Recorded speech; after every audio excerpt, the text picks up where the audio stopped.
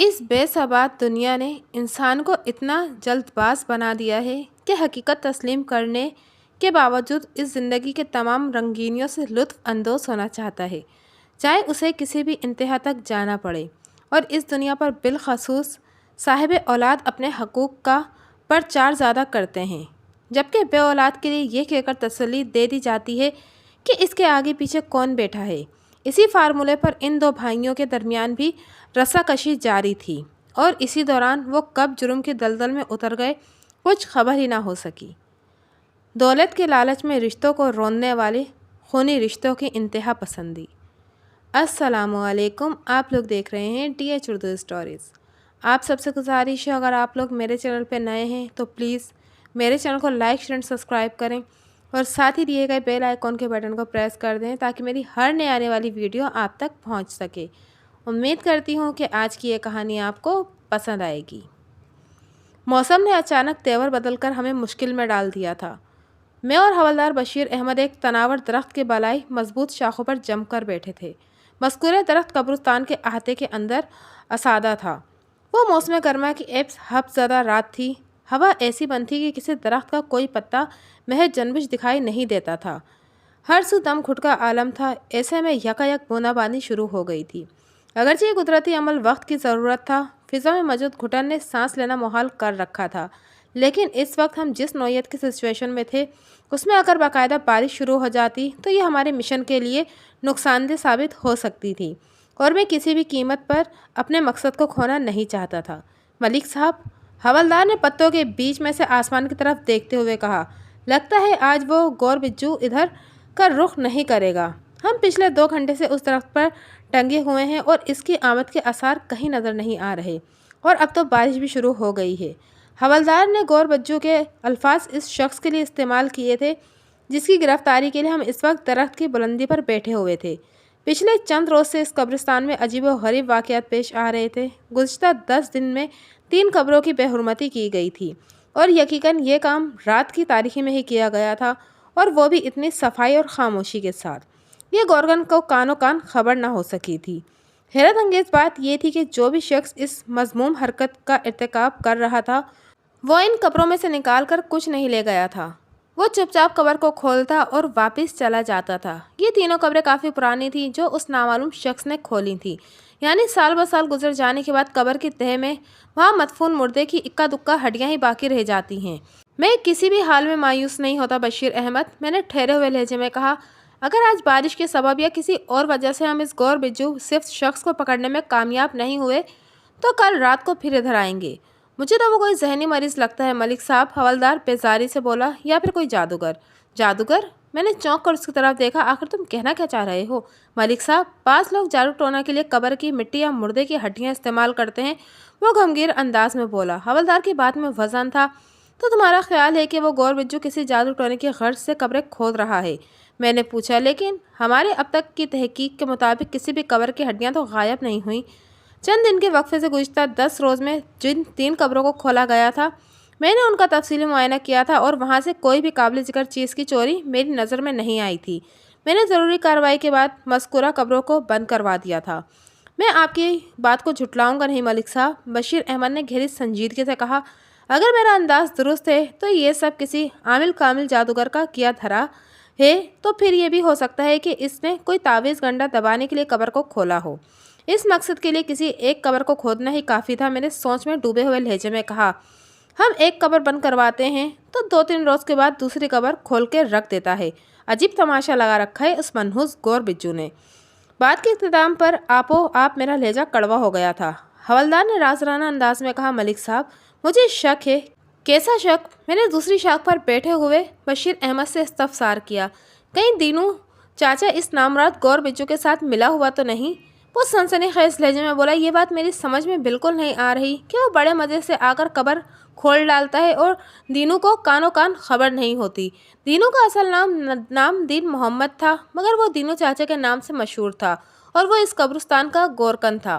दीनू की रिहाइश भी कब्रिस्तान के अंदर ही थी। उसकी उम्र 60 से मुतवाजिस थी और इसके आगे पीछे कोई नहीं था। वो अकेला ही रहता था। दीनू अगर इस गौर बिज्जू के साथ मिला हुआ है तो मैं गौर बिज्जू के साथ साथ इसका हशर भी बुरा करूंगा। मैंने एक गहरी सांस खारिज करते हुए कहा, एक बार कब्रों को खोलने वाला वो बदबख्त मेरे हत्थे चढ़ जाए तो फिर दूध का दूध और पानी का पानी अलग हो जाएगा। उधर मेरी बात खत्म हुई और इधर बूंदाबांदी में कदरे तेजी आ गई। आसार तो यही बताते थे कि थोड़ी देर में बाकायदा बारिश शुरू हो जाएगी और ये कोई अच्छी सूरत हाल नहीं थी। अगर मेरा शक दुरुस्त है तो मलिक साहब आज वो गौर बिज्जू इधर का रुख नहीं करेगा, हवलदार ने ठहरे हुए लहजे में कहा। दीनू चाचा ने यकीनन इसे हमारी यहाँ मौजूदगी के बारे में बता दिया होगा। उसके बाद अगर वो कब्रिस्तान में कदम रखेगा तो उससे बड़ा बेवकूफ़ और कोई नहीं होगा। तुम ठीक कह रहे हो बशीर अहमद, मैंने हवलदार के ख्याल की तायद करते हुए कहा। हमें इस फितनावर शख्स के रसाई तक हासिल करने के लिए कोई और तरीका इख्तियार करना होगा। मेरी बात मुकम्मल होने पर वो तेज़ बिजली चमकी, उसके बाद बादलों की खौफनाक गरज सुनाई दी और फिर बारिश शुरू हो गई। हवलदार ने फिक्रमंदी से कहा, लो जी मलिक साहब, हो गया काम। बिल्कुल ठीक, मैंने कब्रिस्तान के बाहर कच्चे रास्ते की तरफ देखते हुए मायने खेज अंदाज में कहा।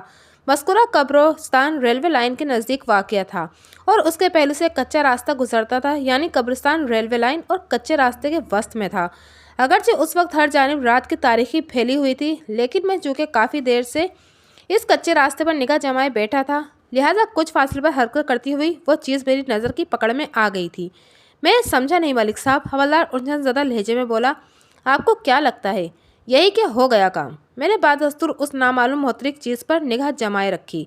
मैंने तो ये बात बारिश के लिए कही थी मलिक साहब, और मैंने उसके लिए कही है। मैंने मायने खेज अंदाज में कहा। किसके लिए? उसकी उलझन में हैरत भी शामिल हो गई। उधर देखो, मैंने तारीखी में मोहतरिक इस शे की जानिब हवलदार की तवज्जो मबजूल करवाई। कच्चे रास्ते पर कोई चला आ रहा है। ओह! वो एक गहरी सांस खारिज करते हुए बोला, ये क्या बला है मलिक साहब? वो अला है या बला, इस बात का फैसला उसी वक्त हो पाएगा जब वो हमारी निगाह के सामने खुलकर वाज़ा होगी। मैंने ठहरे हुए अंदाज में कहा, हो सकता है ये वही गौर बिज्जू हो जिसके इस्तकबाल के लिए हम फ़िज़ाई मोर्चा संभाले बैठे हैं। मुझे नहीं लगता, वो सरसरी लहजे में बोला। वो मोहतरिक चीज़ लम्हा ब लम्हा हमारे नज़दीक आ रही थी। हम चूँकि दरख्त की तवाना शाखों पर बैठे हुए थे और हमारे सिरों के ऊपर भी पत्ते दार शाखें मौजूद थीं, लिहाजा हम बरसात से बुरी तरह मुतासिर नहीं हो रहे थे। पत्तों से भरी हुई शाखें हमारे लिए छतरी का काम कर रही थीं। अगर हम खुले में खड़े होते तो अभी तक गुस्ले नफ्स शब कर चुके होते। जल्द ही वो मोहतरिक शे हमारे कितने करीब आ गई कि उसे पहचानने में किसी किस्म की दिक्कत का सामना नहीं हुआ। हवलदार बशीर अहमद का अंदाज़ा बिल्कुल दुरुस्त साबित हुआ था। वो कोई शख्स गौर बिज्जू वगैरह नहीं था। मेरी निगाह एक शानदार तांगे पर जमी हुई थी, और तांगा भी ऐसा कि जिसमें कोई कोचवान या सवारी मौजूद नहीं थी। वो तांगा निहायत ही धीमी रफ्तार से गांव की जानिब बढ़ रहा था। बशीर अहमद, ये क्या माजरा है? मैंने सरसराती हुई आवाज़ में कहा। मलिक साहब, वो तांगे की जानिब इशारा करते हुए बोला, मैंने पहचान लिया है, ये राना साहब का तांगा है, लेकिन आधी रात को और वो भी खाली खुली तांगा कहाँ से आ रहा है, ये बात मेरी समझ में नहीं आ रही। तो चलो नीचे जाकर समझने की कोशिश करते हैं, मैंने फैसला कुन अंदाज में पूछा। आप बिल्कुल बजा फरमा रहे हैं मलिक साहब, वो तायरी अंदाज में बोला। अगर यहाँ बैठकर हम इस अंदाज से लगाते रहे तो मसला हल नहीं होगा। हम दरख्त से नीचे उतर कब्रिस्तान से निकलकर कच्चे रास्ते की जानिब बढ़ गए। मस्कुरा तांगे में जुता हुआ घोड़ा अपने सुस्त रवि से चल रहा था कि हमने जल्दी से उसे जा लिया, और हमारी हैरत की इंतहा न रही। तांगे के अगले हिस्से में, यानी घोड़े की पीठ और फ्रंट सीट के दरमियान वाली जगह पर कोई सो रहा था।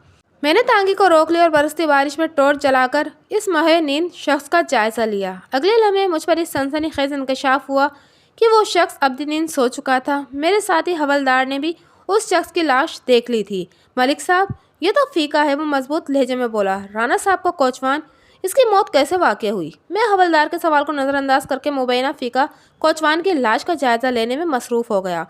टॉर्च की रोशनी में मुझे फीका का सर बुरी तरह जख्मी दिखाई दिया। किसी शकील कल्ब शख्स ने बड़ी बेतरती से उसकी खोपड़ी को कुचल डाला था। फीका के पेट पर से उसका लिबास भी सुर्ख हो रहा था। यकीनन उसे वहाँ भी कोई गहरी चोट लगी थी, जिससे खारिज होने वाले खून ने उसके लिबास को रंगीन कर दिया था। जल्दी मुझ पर एक और इंकशाफ हुआ। तांगी की सीटों के नीचे बने हुए खांचे में मुझे दो और अफराद दुनियाई माफिया से बेखबर पड़े दिखाई दिए। ये वो खला था जहाँ कोचवान अक्सर घोड़े का चारा रखा करते थे।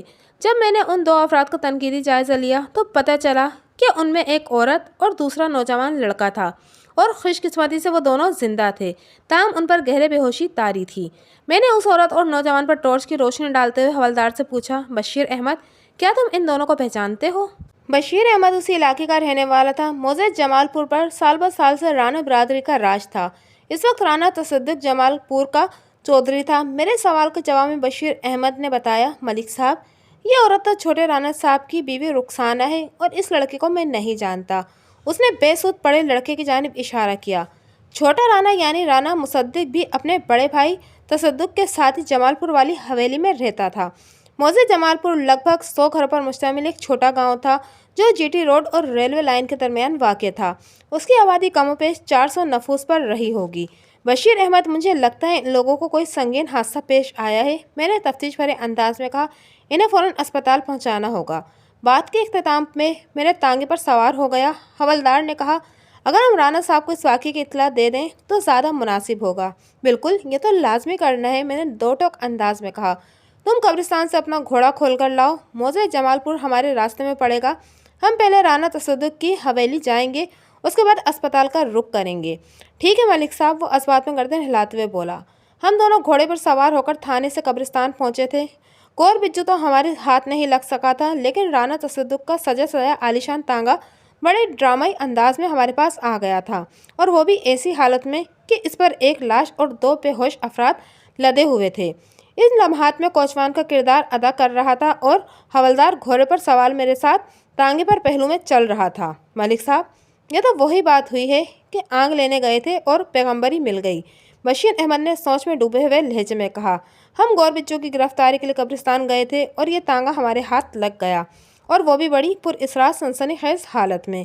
अगरचे उनमें से कोई अपने होशो हवास में भी नहीं है, लेकिन मैं आपसे मुकम्मल इत्तेफाक करता हूँ कि राना साहब के तांगे के साथ कोई बहुत ही ख़तरनाक वाक़या पेश आया है। उस वक्त मेरा ज़हन मुख्तलिफ ज़ावियों में मसरूफ़ अमल था। राना तसद्दुक का टांगा जिस हालत में हमें मिला था वो किसी बड़े हंगामे की इत्तला दे रहा था। वो कच्चा रास्ता चमनाबाद की तरफ जाता था, यानी तांगा चमनाबाद की तरफ से आ रहा था।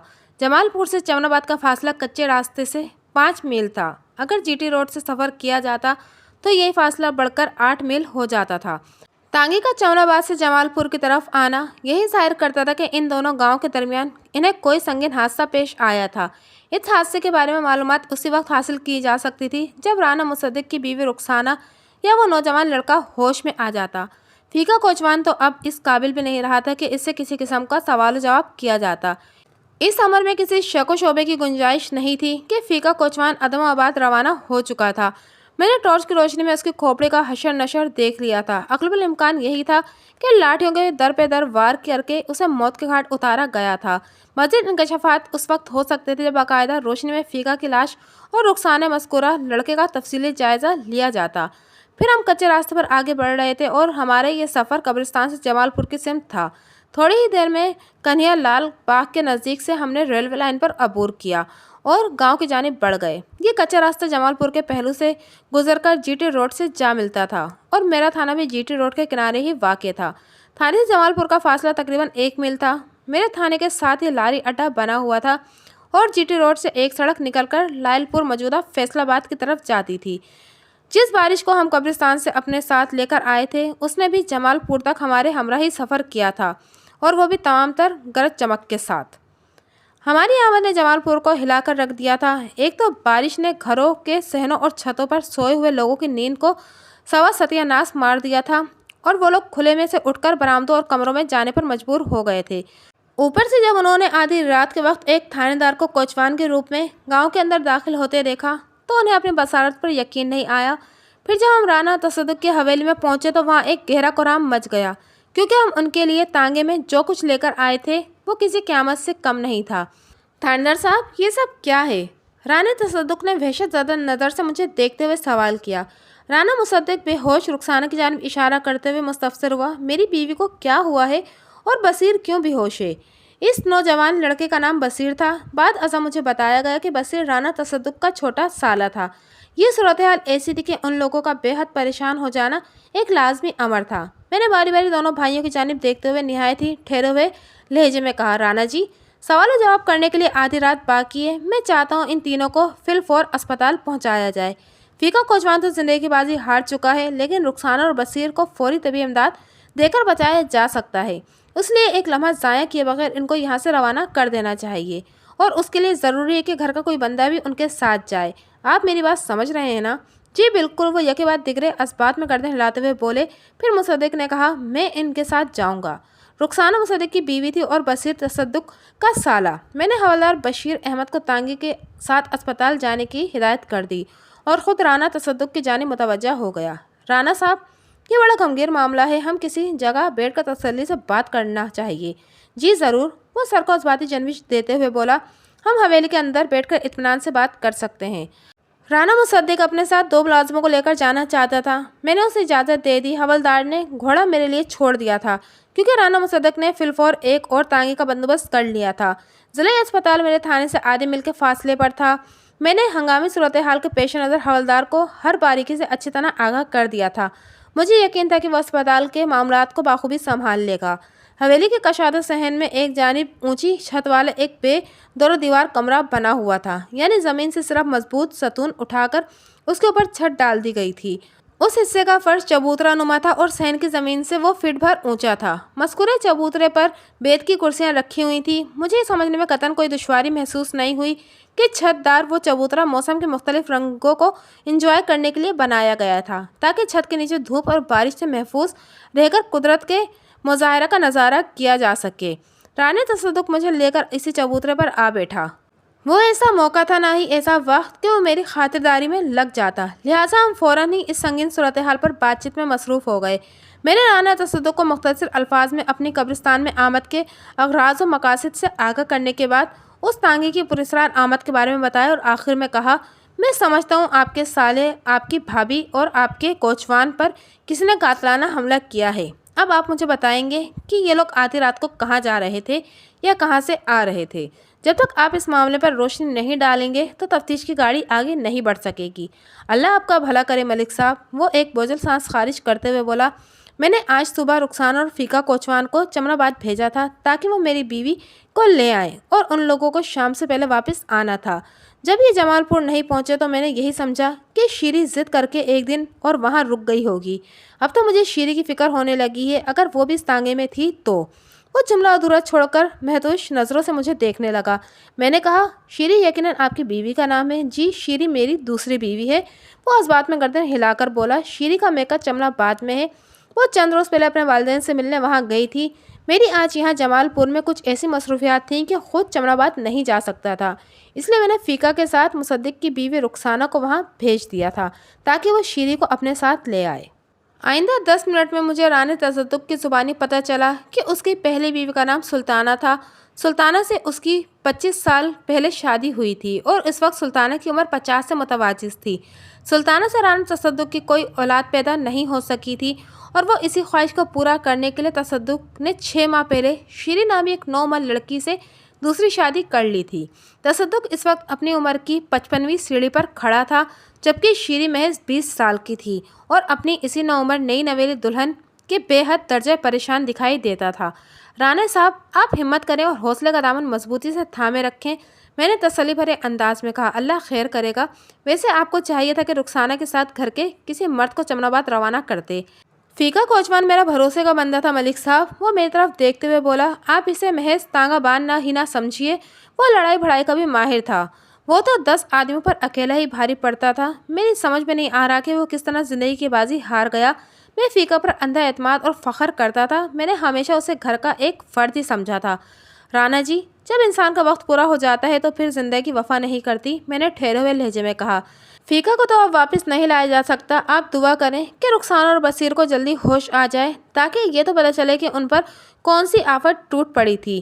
ویسے آپ کے گھوڑے کو تو داد دینے کو دل چاہتا ہے، اس کے لگام کسی کے ہاتھ میں نہیں تھی لیکن وہ پھر بھی تانگی کو کھینچتے ہوئے سیدھا جمال پور کی طرف آ رہا تھا۔ فیقہ نے اس گھوڑے کو بڑی خاص قسم کی ٹریننگ دے رکھی ہے جناب، اس نے بتایا۔ آپ اسے آلی دوالی کے کسی بھی گاؤں دیہات میں چھوڑ آئیں کہ سیدھا واپس جمال پور ہی آئے گا۔ رانا صاحب، حملہ آور کون تھا یا کون تھے اور ان کے کیا مقاصد تھے، یہ تو اسی وقت پتہ چلے گا جب رخسانہ یا بصیر ہوش میں آنے کے بعد ہمیں اس سانحے کی تفصیل سے آگاہ کریں گے، میں نے ہمدردی بھرے انداز میں کہا۔ ان کا بیان قلم بند کرنے کے بعد ہی تفتیش کی راہوں کا تعین کیا جائے گا۔ فی الحال آپ مجھے یہ بتائیے کہ آپ کی کسی سے کوئی دشمنی وغیرہ تو نہیں؟ ملک صاحب، ہم ذمہ دار لوگ ہیں، لہٰذا حسد اور رقابت کے معاملات تو چلتے ہی رہتے ہیں۔ وہ ایک گہری سانس خارج کرتے ہوئے بولا، لیکن میں نے ایسی خطرناک دشمنی تو کسی سے نہیں پال رکھی کہ وہ میری فیملی پر حملہ آور ہو جائے۔ مجھے تو یہ رہزنی کی کوئی واردات لگتی ہے۔ इस पहलू पर भी गौर किया जा सकता है, मैंने पुरसोच अंदाज में कहा। मुझे उम्मीद है कि कल तक दूध का दूध और पानी का पानी अलग हो जाएगा। इस सिलसिले में मुझे आपके ताउन की ज़रूरत पेश आएगी। मैं हर किस्म के ताउन के लिए तैयार हूँ मलिक साहब, वो फर्माबरदारी से बोला। आप हुक्म करें जनाब। इस बात का इम्कान किस हद तक है कि आपकी दूसरी बीवी जिद करके अपने मैके में रुक गई होंगी? मैंने पूछा। राना तसद्दुक ने अपनी बीवी को लाने के लिए अपनी भाभी रुखसाना कोचवान फ़ीका के साथ चमनाबाद भेजा था। मुंतज़िर की बात तो यही थी कि अगर फ़ीका एंड कंपनी वापस आए थे तो यकीनन शीरी भी उनके हमरा आई होगी। इस अमर को बसीर की मौजूदगी और भी तकवीत देती थी, क्योंकि बसीर शीरी का छोटा भाई था। अगलबुल इम्कान यही था कि वो शीरी के साथ ही चमनाबाद से जमालपुर की जानिब रवाना हुआ होगा। मेरा जहन तो यही कहता था कि शीरी भी उनके साथ थी और इन 3 अफराद के साथ जो भी संगीन वाक़या पेश आया था, बिला वास्ता या बिल वास्ता इसका सबब शीरी ही थी। लेकिन मैं राना तसद्दुक की ज़ुबान भी ये सुनना चाहता था कि इसलिए मैंने उससे ये सवाल किया था। मलिक साहब, वो मेरे अंदाज़ों की तस्दीक करते हुए बोझल आवाज़ में बोला। शीरी बहुत नाज़ो नखरे वाली है। मैंने थोड़ी देर पहले उसकी ज़िद के हवाले से जो बात की थी वो मेरा गुमान था, लेकिन ये जो वाक़या पेश आया है इसके बाद मेरे इस गुमान की कोई हैसियत बाकी नहीं रह जाती। अगर फ़ीका और रुखसाना वापस ना आते तो फिर ऐसा सोचा जा सकता था कि शीरी ने ज़िद और इस्रार करके इन्हें एक दिन के लिए चमनाबाद में रोक लिया होगा, लेकिन अब तो सब कुछ वाज़ेह है। इस बात में किसी शक की गुंजाइश बाकी नहीं रहती कि शीरी भी उनके साथ ही चमनाबाद से निकली थी और फिर वो रास्ते में कहीं गायब हो गई या गायब कर दी गई। फ़ीका को जिस तरह खोपड़ी कुचलकर और पेट में गोली मारकर मौत की घाट उतारा गया है, इससे तो यही जाहिर होता है कि इन लोगों पर बड़ा खौफनाक हमला किया गया था। ज़ाहिर है रुखसाना और बसीर तो हमला आवरों का कुछ नहीं बिगाड़ सकते थे, सिर्फ फ़ीके ने ही उनके खिलाफ मुज़ाहमत की होगी और वही जान से गया। लम्हाती तौक़ुफ़ करके उसने सरासीमा नज़र से मुझे देखा, फिर बात मुकम्मल करते हुए बोला। मेरा दिल कहता है कि शीरी इस वक्त किसी मुसीबत में है। वो एक तारीक और अबर आलूद रात थी। हम जिस बेदर दीवार की छत से नीचे बैठे थे, वहाँ राना तसद्दुक के मुलाज़िमों ने सतूनों के साथ लगे कुंडों में 2 लालटेनें रोशन करके लटका दी थी। उन लालटेनों की रोशनी में हम दोनों एक दूसरे को वाज़ेह तौर पर देख सकते थे। उन लम्हात में राना तसद्दुक के चेहरे और आंखों में बड़ी बेचैनी और कर्ब नज़र आया और वह शीरी के लिए हद दर्जा फ़िक्रमंद दिखाई देता था। अगर किसी मर्द को बुढ़ापे में नौउम्र बीवी मैसर आ जाए तो हर लम्हा उसे अपनी बीवी के हवाले से एक धड़का सा लगा रहता है। उसका जहन नत ने अंदेशों और खदशात में घिर कर उसे बेचैन किए रखा था और यहाँ तो सिरे से ही शीरी मंजर से गायब हो चुकी थी। राना तसद्दुक की कैफियत को मैं अच्छी तरह समझ सकता था। फ़ीका की लाश को अस्पताल भिजवाने से पहले मैंने राना तसद्दुक की हवेली में अच्छी तरह उलट पुलट कर देखा था और यह हकीकत मुझसे छुपी नहीं रही थी कि उसके पेट में गोली लगी थी। फ़ीका को पहले गोली मारी गई थी और या पहले उसकी खोपड़ी को कुचला गया था, इसका फैसला पोस्टमार्टम रिपोर्ट ने करना था। राना साहब, आप भी मेरे अंदाज में ही सोच रहे हैं, मैंने उसकी आंखों में देखते हुए गहरी संजीदगी से कहा। अगर आपने मेरी हिदायत पर मनो-अन अमल किया तो मैं बहुत जल्द आपकी नई नवेली दुल्हन शीरी के ग़याब का मौमा हल कर लूँगा। आप जो कहेंगे मैं करूँगा, वो भराई हुई आवाज़ में बोला। मैं आपसे चंद अहम सवालात पूछना चाहता हूँ, मैंने बादस्तूर उसकी आंखों में झांकते हुए कहा। मुझे हर सवाल का जवाब दुरुस्त मिलना चाहिए। अगर आपकी तरफ से किसी किस्म की भी गलत बयानी की गई तो फिर मैं आपकी बीवी की बाजियाबी के लिए कुछ नहीं कर सकूँगा। आप मेरी बात समझ रहे हैं ना? चंगी तरह समझ रहा हूँ मलिक साहब, वो सर को अज़बाती जनबिश देते हुए बोला। आप जो भी पूछेंगे मैं उसका 16 आने सच्चा और खरा जवाब दूंगा। अभी तक इस अमर की तस्दीक नहीं हुई थी कि शीरी भी उन लोगों के साथ चमनाबाद से जमालपुर की जानिब आई थी या नहीं, लेकिन चूँकि मैं और राना तसद्दुक एक जैसे खतूत पर सोच रहे थे, लिहाजा मुतवक्का हालात और वाक़यात के पेश नज़र में चंद अहम बातों के हवाले से अपना जहन क्लियर करना चाहता था। राना साहब, मैंने ठहरे हुए लहजे में दरियाफ्त किया, क्या शीरी आपसे शादी के लिए दिल से राज़ी थी? 101% राज़ी जनाब, उसने बताया। मैंने बाकायदा उसका रिश्ता भेजा था। मलिक नवाजिश अली और कुलसुम बीबी ने उस रिश्ते पर कोई एतराज़ नहीं था। उन्होंने शीरी की रज़ा ली थी। शीरी बग़ैर किसी दबाव की शादी के लिए तैयार हो गई थी। मैं आपके सवाल की गहराई को अच्छी तरह समझ रहा हूँ मलिक साहब, आप तसल्ली रखिए। इस रिश्ते के लिए शीरी के साथ कोई ज़ोर ज़बरदस्ती नहीं की गई थी। शीरी ने अच्छी तरह गौर व फिक्र करने के बाद मुझसे शादी के लिए आमादगी जाहिर की थी और उसने सांस सवार करने के लिए लम्हाती तौक़ुफ़ किया, फिर इजाफा करते हुए बोला। और शीरी जब से मेरी बीवी बनकर इस हवेली में आई है बहुत खुश है। मैं इसकी छोटी से छोटी ज़रूरत का ख्याल रखता हूँ। वो बड़ी हद तक खुदसर और ज़िद्दी है, लेकिन मैं इसके नाज उठाने में कोई आर महसूस नहीं करता। मुझे यकीन है मैंने जिस मकसद के हसूल के लिए दूसरी शादी की है वो ज़रूर पूरा होगा। अल्लाह आपकी नेक मुराद पूरी करे राना साहब। मैंने तहे दिल से कहा और फिर पूछा, आपकी पहली बीवी सुल्ताना ने इस शादी पर कोई हंगामा तो नहीं मचाया था? कोई नहीं जनाब, वो नफ़ई में गर्दन झटकते हुए बोला, देखिए मलिक साहब, आप माशाल्लाह सियाने बयाने हैं। औरत की नफ्सियात और फितरत को आप अच्छी तरह समझते हैं। किसी भी बीवी को ये बात पसंद नहीं होती कि उसका खाविंद दूसरी शादी करे। कोई भी औरत अपनी सौतन को बर्दाश्त नहीं करती। मैं ये दावा तो नहीं कर सकता कि सुल्ताना मेरी दूसरी शादी पर बहुत खुश है, लेकिन यह हकीकत है कि उसने शादी के खिलाफ मास्क आराई नहीं की थी। उसके दिल का हाल तो अल्लाह ही जानता है। सामने के हालात ये हैं कि उसने शीरी को भी कबूल कर लिया है। मैं उसे सुल्ताना का बड़ापन ही कहूँगा। वाकई अगर सुल्ताना आपकी दूसरी शादी पर बरहम और खफा नहीं है तो फिर वो बिलाशोबा एक आली ज़र्फ और समझदार खातून है। मैंने कहा, सुल्ताना की हमेशा से ये ख्वाहिश रही कि मेरी नस्ल आगे चले, लेकिन अफसोस ये काम उसकी कोख से मुमकिन नहीं हो सका।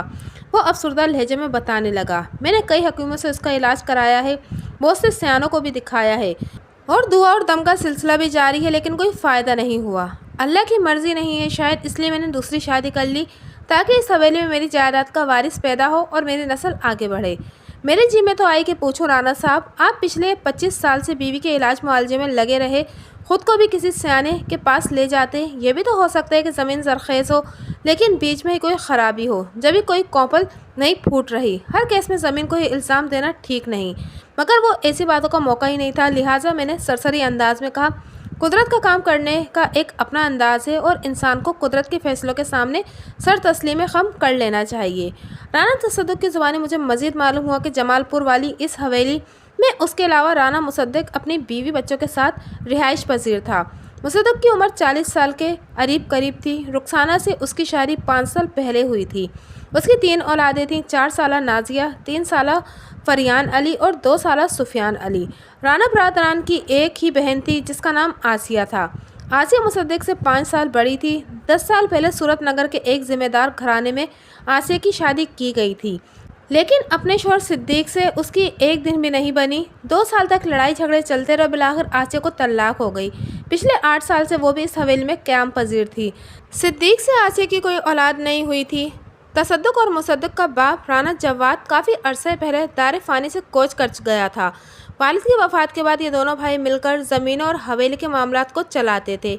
उनके पास 75 एकड़ अराज़ी थी और गांव का नाम तसद्दुक़ और मुसद्दिक़ के परदादा राना जमाल के नाम पर रखा गया था। उनका ख़ानदान एक तवील अरसे से वहाँ हुक्मरानी कर रहा था। राना तसद्दुक़ की दूसरी बीवी शीरी का ताल्लुक़, जैसा कि मैंने बताया, मौज़े चमनाबाद से था। चमनाबाद जमालपुर के जनूब में वाक़ था। शीरी का बाप मलिक नवाज़िश अली एक छोटा ज़िम्मेदार था। चमनाबाद में उसकी महज 15 एकड़ अराज़ी थी, जो शीरी की शादी के बाद 40 एकड़ में बदल गई थी। राना तसद्दुक़ ने 25 एकड़ ज़रे अराज़ी तोहफ़तन मलिक नवाज़िश को दे दी थी। शीरी के 2 भाई भी थे, एक उससे बड़ा और दूसरा उससे छोटा। छोटे भाई का नाम बसीर था, जो इस वक्त ज़िले अस्पताल में बेहोश पड़ा था, जबकि शीरी का बड़ा भाई सफदर एक मस्ताना इंसान था। वो शीरी से 2 साल बड़ा था। लोगों के नज़दीक सफदर का ज़हनी तवाज़ुन दुरुस्त नहीं था। वो अपने हाल में मगन रहने वाला एक अल्लाह लोग किस्म का बंदा था। शीरी की वालदा कुलसुम बीबी एक सीधी सादी घरेलू देहातन थी। जब तक रुखसाना और बसीर होश में आने के बाद बयान देने के काबिल ना होते, इस केस के सिलसिले में कोई अमली कदम दुरुस्त सिमत में नहीं उठाया जा सकता था। लिहाजा मैंने अपने सामने बैठे राना तसद्दुक़ से कहा, राना साहब, आज तो आपको जमालपुर में कोई ज़रूरी काम था, इसलिए शीरी को लेने आप खुद नहीं जा सके और इस मकसद के लिए आपने अपनी भाभी रुखसाना को और कोचवान फ़िका के साथ चमनाबाद रवाना कर दिया था। लेकिन कल सुबह आपको पहली फुर्सत में चमनाबाद जाना है। आप मेरी बात समझ रहे हैं ना? आप नहीं भी कहते तो मैं ऐसा करने का सोच लिया था। वो अज़बात में गर्दन हिलाते हुए बोला, मैं शीरी के लिए बेहद परेशान हूँ। उसके बारे में मुसद्दक़ा इत्तलात चमनाबाद से ही मिल सकती हैं। मैं कल का सूरज उगते ही चमनाबाद रवाना हो जाऊँगा। आप दुआ करें कि सब ठीक ठाक हो। अल्लाह खैर करेगा राना साहब, मैंने तशफ़ी आमेज़ लहजे में कहा। उसके घर से और उसके दर से हमेशा अच्छे की उम्मीद रखना चाहिए। ये वाक़या लगभग 65 साल पुराना है। उस ज़माने में आजकल की तरह कम्युनिकेशन का निज़ाम इतना फ़ाल नहीं हुआ करता था, बल्कि ऐसा कोई निज़ाम अगर था तो वो भी निहायत ही महदूद पैमाने पर इस्तेमाल होता था। टेलीफोन के लैंडलाइन भी खाल ही दिखने को मिलती थी। लिहाजा राना तसद्दुक़ को अपनी नई नवेली दुल्हन शीरी की खबरगिरी के लिए बाकदम खुद ही चमनाबाद जाना था। अब ये इसकी मर्ज़ी पर मुनहसर था कि इस मकसद के लिए वो तांगा इस्तेमाल करे, घोड़े पर सवार होकर जाए या फिर इसी नौयत का कोई और ज़रिया आमदरफ्त इस्तेमाल करे। मैं अपने घोड़े की पुश्त पर सवार हुआ और राना तसद्दुक की हवेली से निकलकर बारिश में भीगते हुए थाने की जानिब रवाना हो गया। अगली सुबह बारिश थम गई थी। गुज़िश्ता शब मुझे सोने के लिए बहुत कम वक्त मिला था। जब मैं थाने पहुंचा तो मेरा लिबास पानी पानी हो रहा था। मैंने यूनिफॉर्म को उतारा और घर के इस्तेमाल के आम कपड़े पहने और सोने के लिए लेट गया। लगभग 2 घंटे बाद फजर के वक्त मेरी आंख खुल गई थी। मेरा साल ब साल से यही मामूल रहा है कि चाहे रात को कितनी भी ताख़ीर से क्यों ना सोऊं, मगर अज़ान फजर के साथ ही खुद ब खुद मेरी आंख खुल जाती है। मैंने हल्का फुल्का नाश्ता किया और डिस्ट्रिक्ट अस्पताल की जानिब रवाना हो गया। रात मैंने हवलदार बशीर अहमद को मुतासरीन के साथ भेजा था और मुझे उम्मीद थी कि अब तक रुखसाना और बशीर को होश आ चुका होगा। जब मैं अस्पताल पहुँचा तो मेरी ये उम्मीद बर आई। वो दोनों उस वक्त होश में थे और बज़ाहिर ठीक ठाक नज़र आ रहे थे। जब मैंने उनके नज़दीक पहुंचा तो हवलदार ने मुझसे कहा, मलिक साहब, छोटे राना साहब इन दोनों को अपने साथ ले जाना चाहते हैं। मैंने इन्हें ये कहकर रोक रखा है कि जब तक आप नहीं आएंगे तो मैं इन्हें ले जाने की इजाज़त नहीं दे सकता। तुमने बिल्कुल ठीक किया। मैंने सताइशी नज़र से हवलदार की तरफ देखा और पूछा, फ़ीका की लाश को क्या हुआ? फ़ीका की लाश को आपकी हिदायत के मुताबिक मैंने पोस्टमार्टम के लिए अस्पताल के मुतल्लिका अमले के सुपुर्द कर दिया है।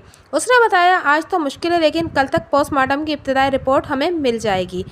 ठीक है। मैंने अज़बात में गर्दन हिलाई, फिर उसकी आंखों में देखते हुए सवाल किया, रात तुम्हें सोने का वक्त मिला या? मैंने दांत से जुमला अधूरा छोड़ दिया था। वो नफ़ई में गर्दन हिलाते हुए बोला, नहीं जनाब, मैं एक लम्हे के लिए भी नहीं सोया। यहाँ पहुंचकर मैंने बस लिबास तब्दील किया और फिर इन लोगों के साथ लग गया। हवलदार बशीर अहमद इस वक्त सादे लिबास में था। ये शलवार कमीज़ अस्पताल के अमले के एक फ़र्द ने उसे दी थी। मेरी तरह बशीर अहमद भी बारिश में खूब अच्छी तरह नहाकर अस्पताल पहुंचा था। मैं हवलदार से बात कर ही रहा था कि राना मुसद्दिक कमरे में अंदर आ गया। जब मैं अस्पताल पहुंचा था तो बरामदे में उससे मेरी अलीक सलीक हुई थी। वो मेरी तरफ देखते हुए बड़े अदब से बोला, थानेदार साहब, अल्लाह का शुक्र है कि रुखसाना और बशीर को होश आ गया है और ये दोनों खैर आफियत से हैं। अगर आपको कोई एतराज़ ना हो तो मैं इन्हें अपने साथ हवेली ले जाऊं। शायद आपको नहीं मालूम कि हमारे सबसे छोटे बेटे की उम्र सिर्फ 2 साल है। वो माँ की कमी को बड़ी शिद्दत से महसूस कर रहा होगा और हवेली के दिगर मकीन भी खासे परेशान होंगे। आप अपने बेटे सुफियान अली की बात कर रहे हैं ना? मैंने उसकी आंखों में देखते हुए इस्तफसार किया। जी जी। बहुत जल्दी से अज़बात में गर्दन हिलाते हुए बोला, वैसे आपके तो तीनों बच्चे भी अभी छोटे हैं। मैंने मायने-ख़ेज़ अंदाज में कहा, नाज़िया में 4 साल की है, फरमान अली 3 साल का और सुफियान अली 2 साल का है ना? वो सर को अज़बाती जनविश देते हुए बोला, बिल्कुल बजा फरमाया आपने। राना साहब, लगता है आपकी बीवी को अपनी औलाद का कुछ ज़्यादा ख्याल नहीं है। अस्पताल के इस कमरे में राना मुसद्दिक की बीवी रुखसाना भी मौजूद थी, लेकिन मैंने रुखसाना को नज़रअंदाज करते हुए मुसद्दिक से ये सवाल किया था। वो उलझन ज़दा नज़र से मुझे देखते हुए बोला, नहीं जनाब, ऐसी तो कोई बात नहीं। रुखसाना तीनों बच्चों से बहुत ज़्यादा मोहब्बत करती है। आपको किस बिना पर यह एहसास हुआ कि रुखसाना को अपने बच्चों का ख्याल नहीं है? बच्चे 2 साल से 4 साल के बीच हों या 40-50 साल के हो जाएं, मगर माँ का हर वक्त उन्हीं में ध्यान लगा रहता है। मैंने ठहरे हुए लहजे में कहा, लेकिन गुज़िश्ता रोज़ आपकी यही बीवी अपने 3 मासूम बच्चों को हवेली में छोड़कर अपनी जेठानी को लेने दिन भर के लिए चमराबाद चली गई थी। अच्छा, तो आपने इस वजह से रुखसाना को गैर जिम्मेदार समझ लिया है? उसने कहा। क्या ऐसा समझने के लिए यह वजह नाकाफ़ी है? मैंने घूर कर उसकी तरफ देखा। कम से कम वो सबसे छोटे बच्चे सुफियान अली को तो अपने साथ ले जाती। क्या मैं गलत कह रहा हूँ? नहीं जनाब, आप बिल्कुल ठीक कह रहे हैं, क्योंकि आपको सारी बात मालूम नहीं है।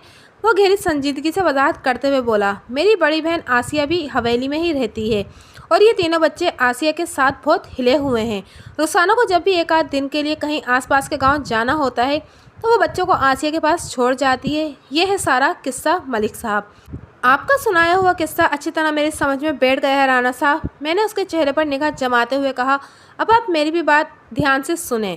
लवाती तौक़ुफ़ करके मैंने एक गहरी सांस ली तो वो सवाली नज़र से मुझे तकने लगा। मैंने अपनी बात मुकम्मल करते हुए कहा, मुझे इस बात पर कोई एतराज़ नहीं कि आप रुखसाना और बशीर को यहाँ से अपने साथ ले जाएं, लेकिन इस काम के लिए आपको कमरे से बाहर कुछ देर इंतज़ार करना होगा।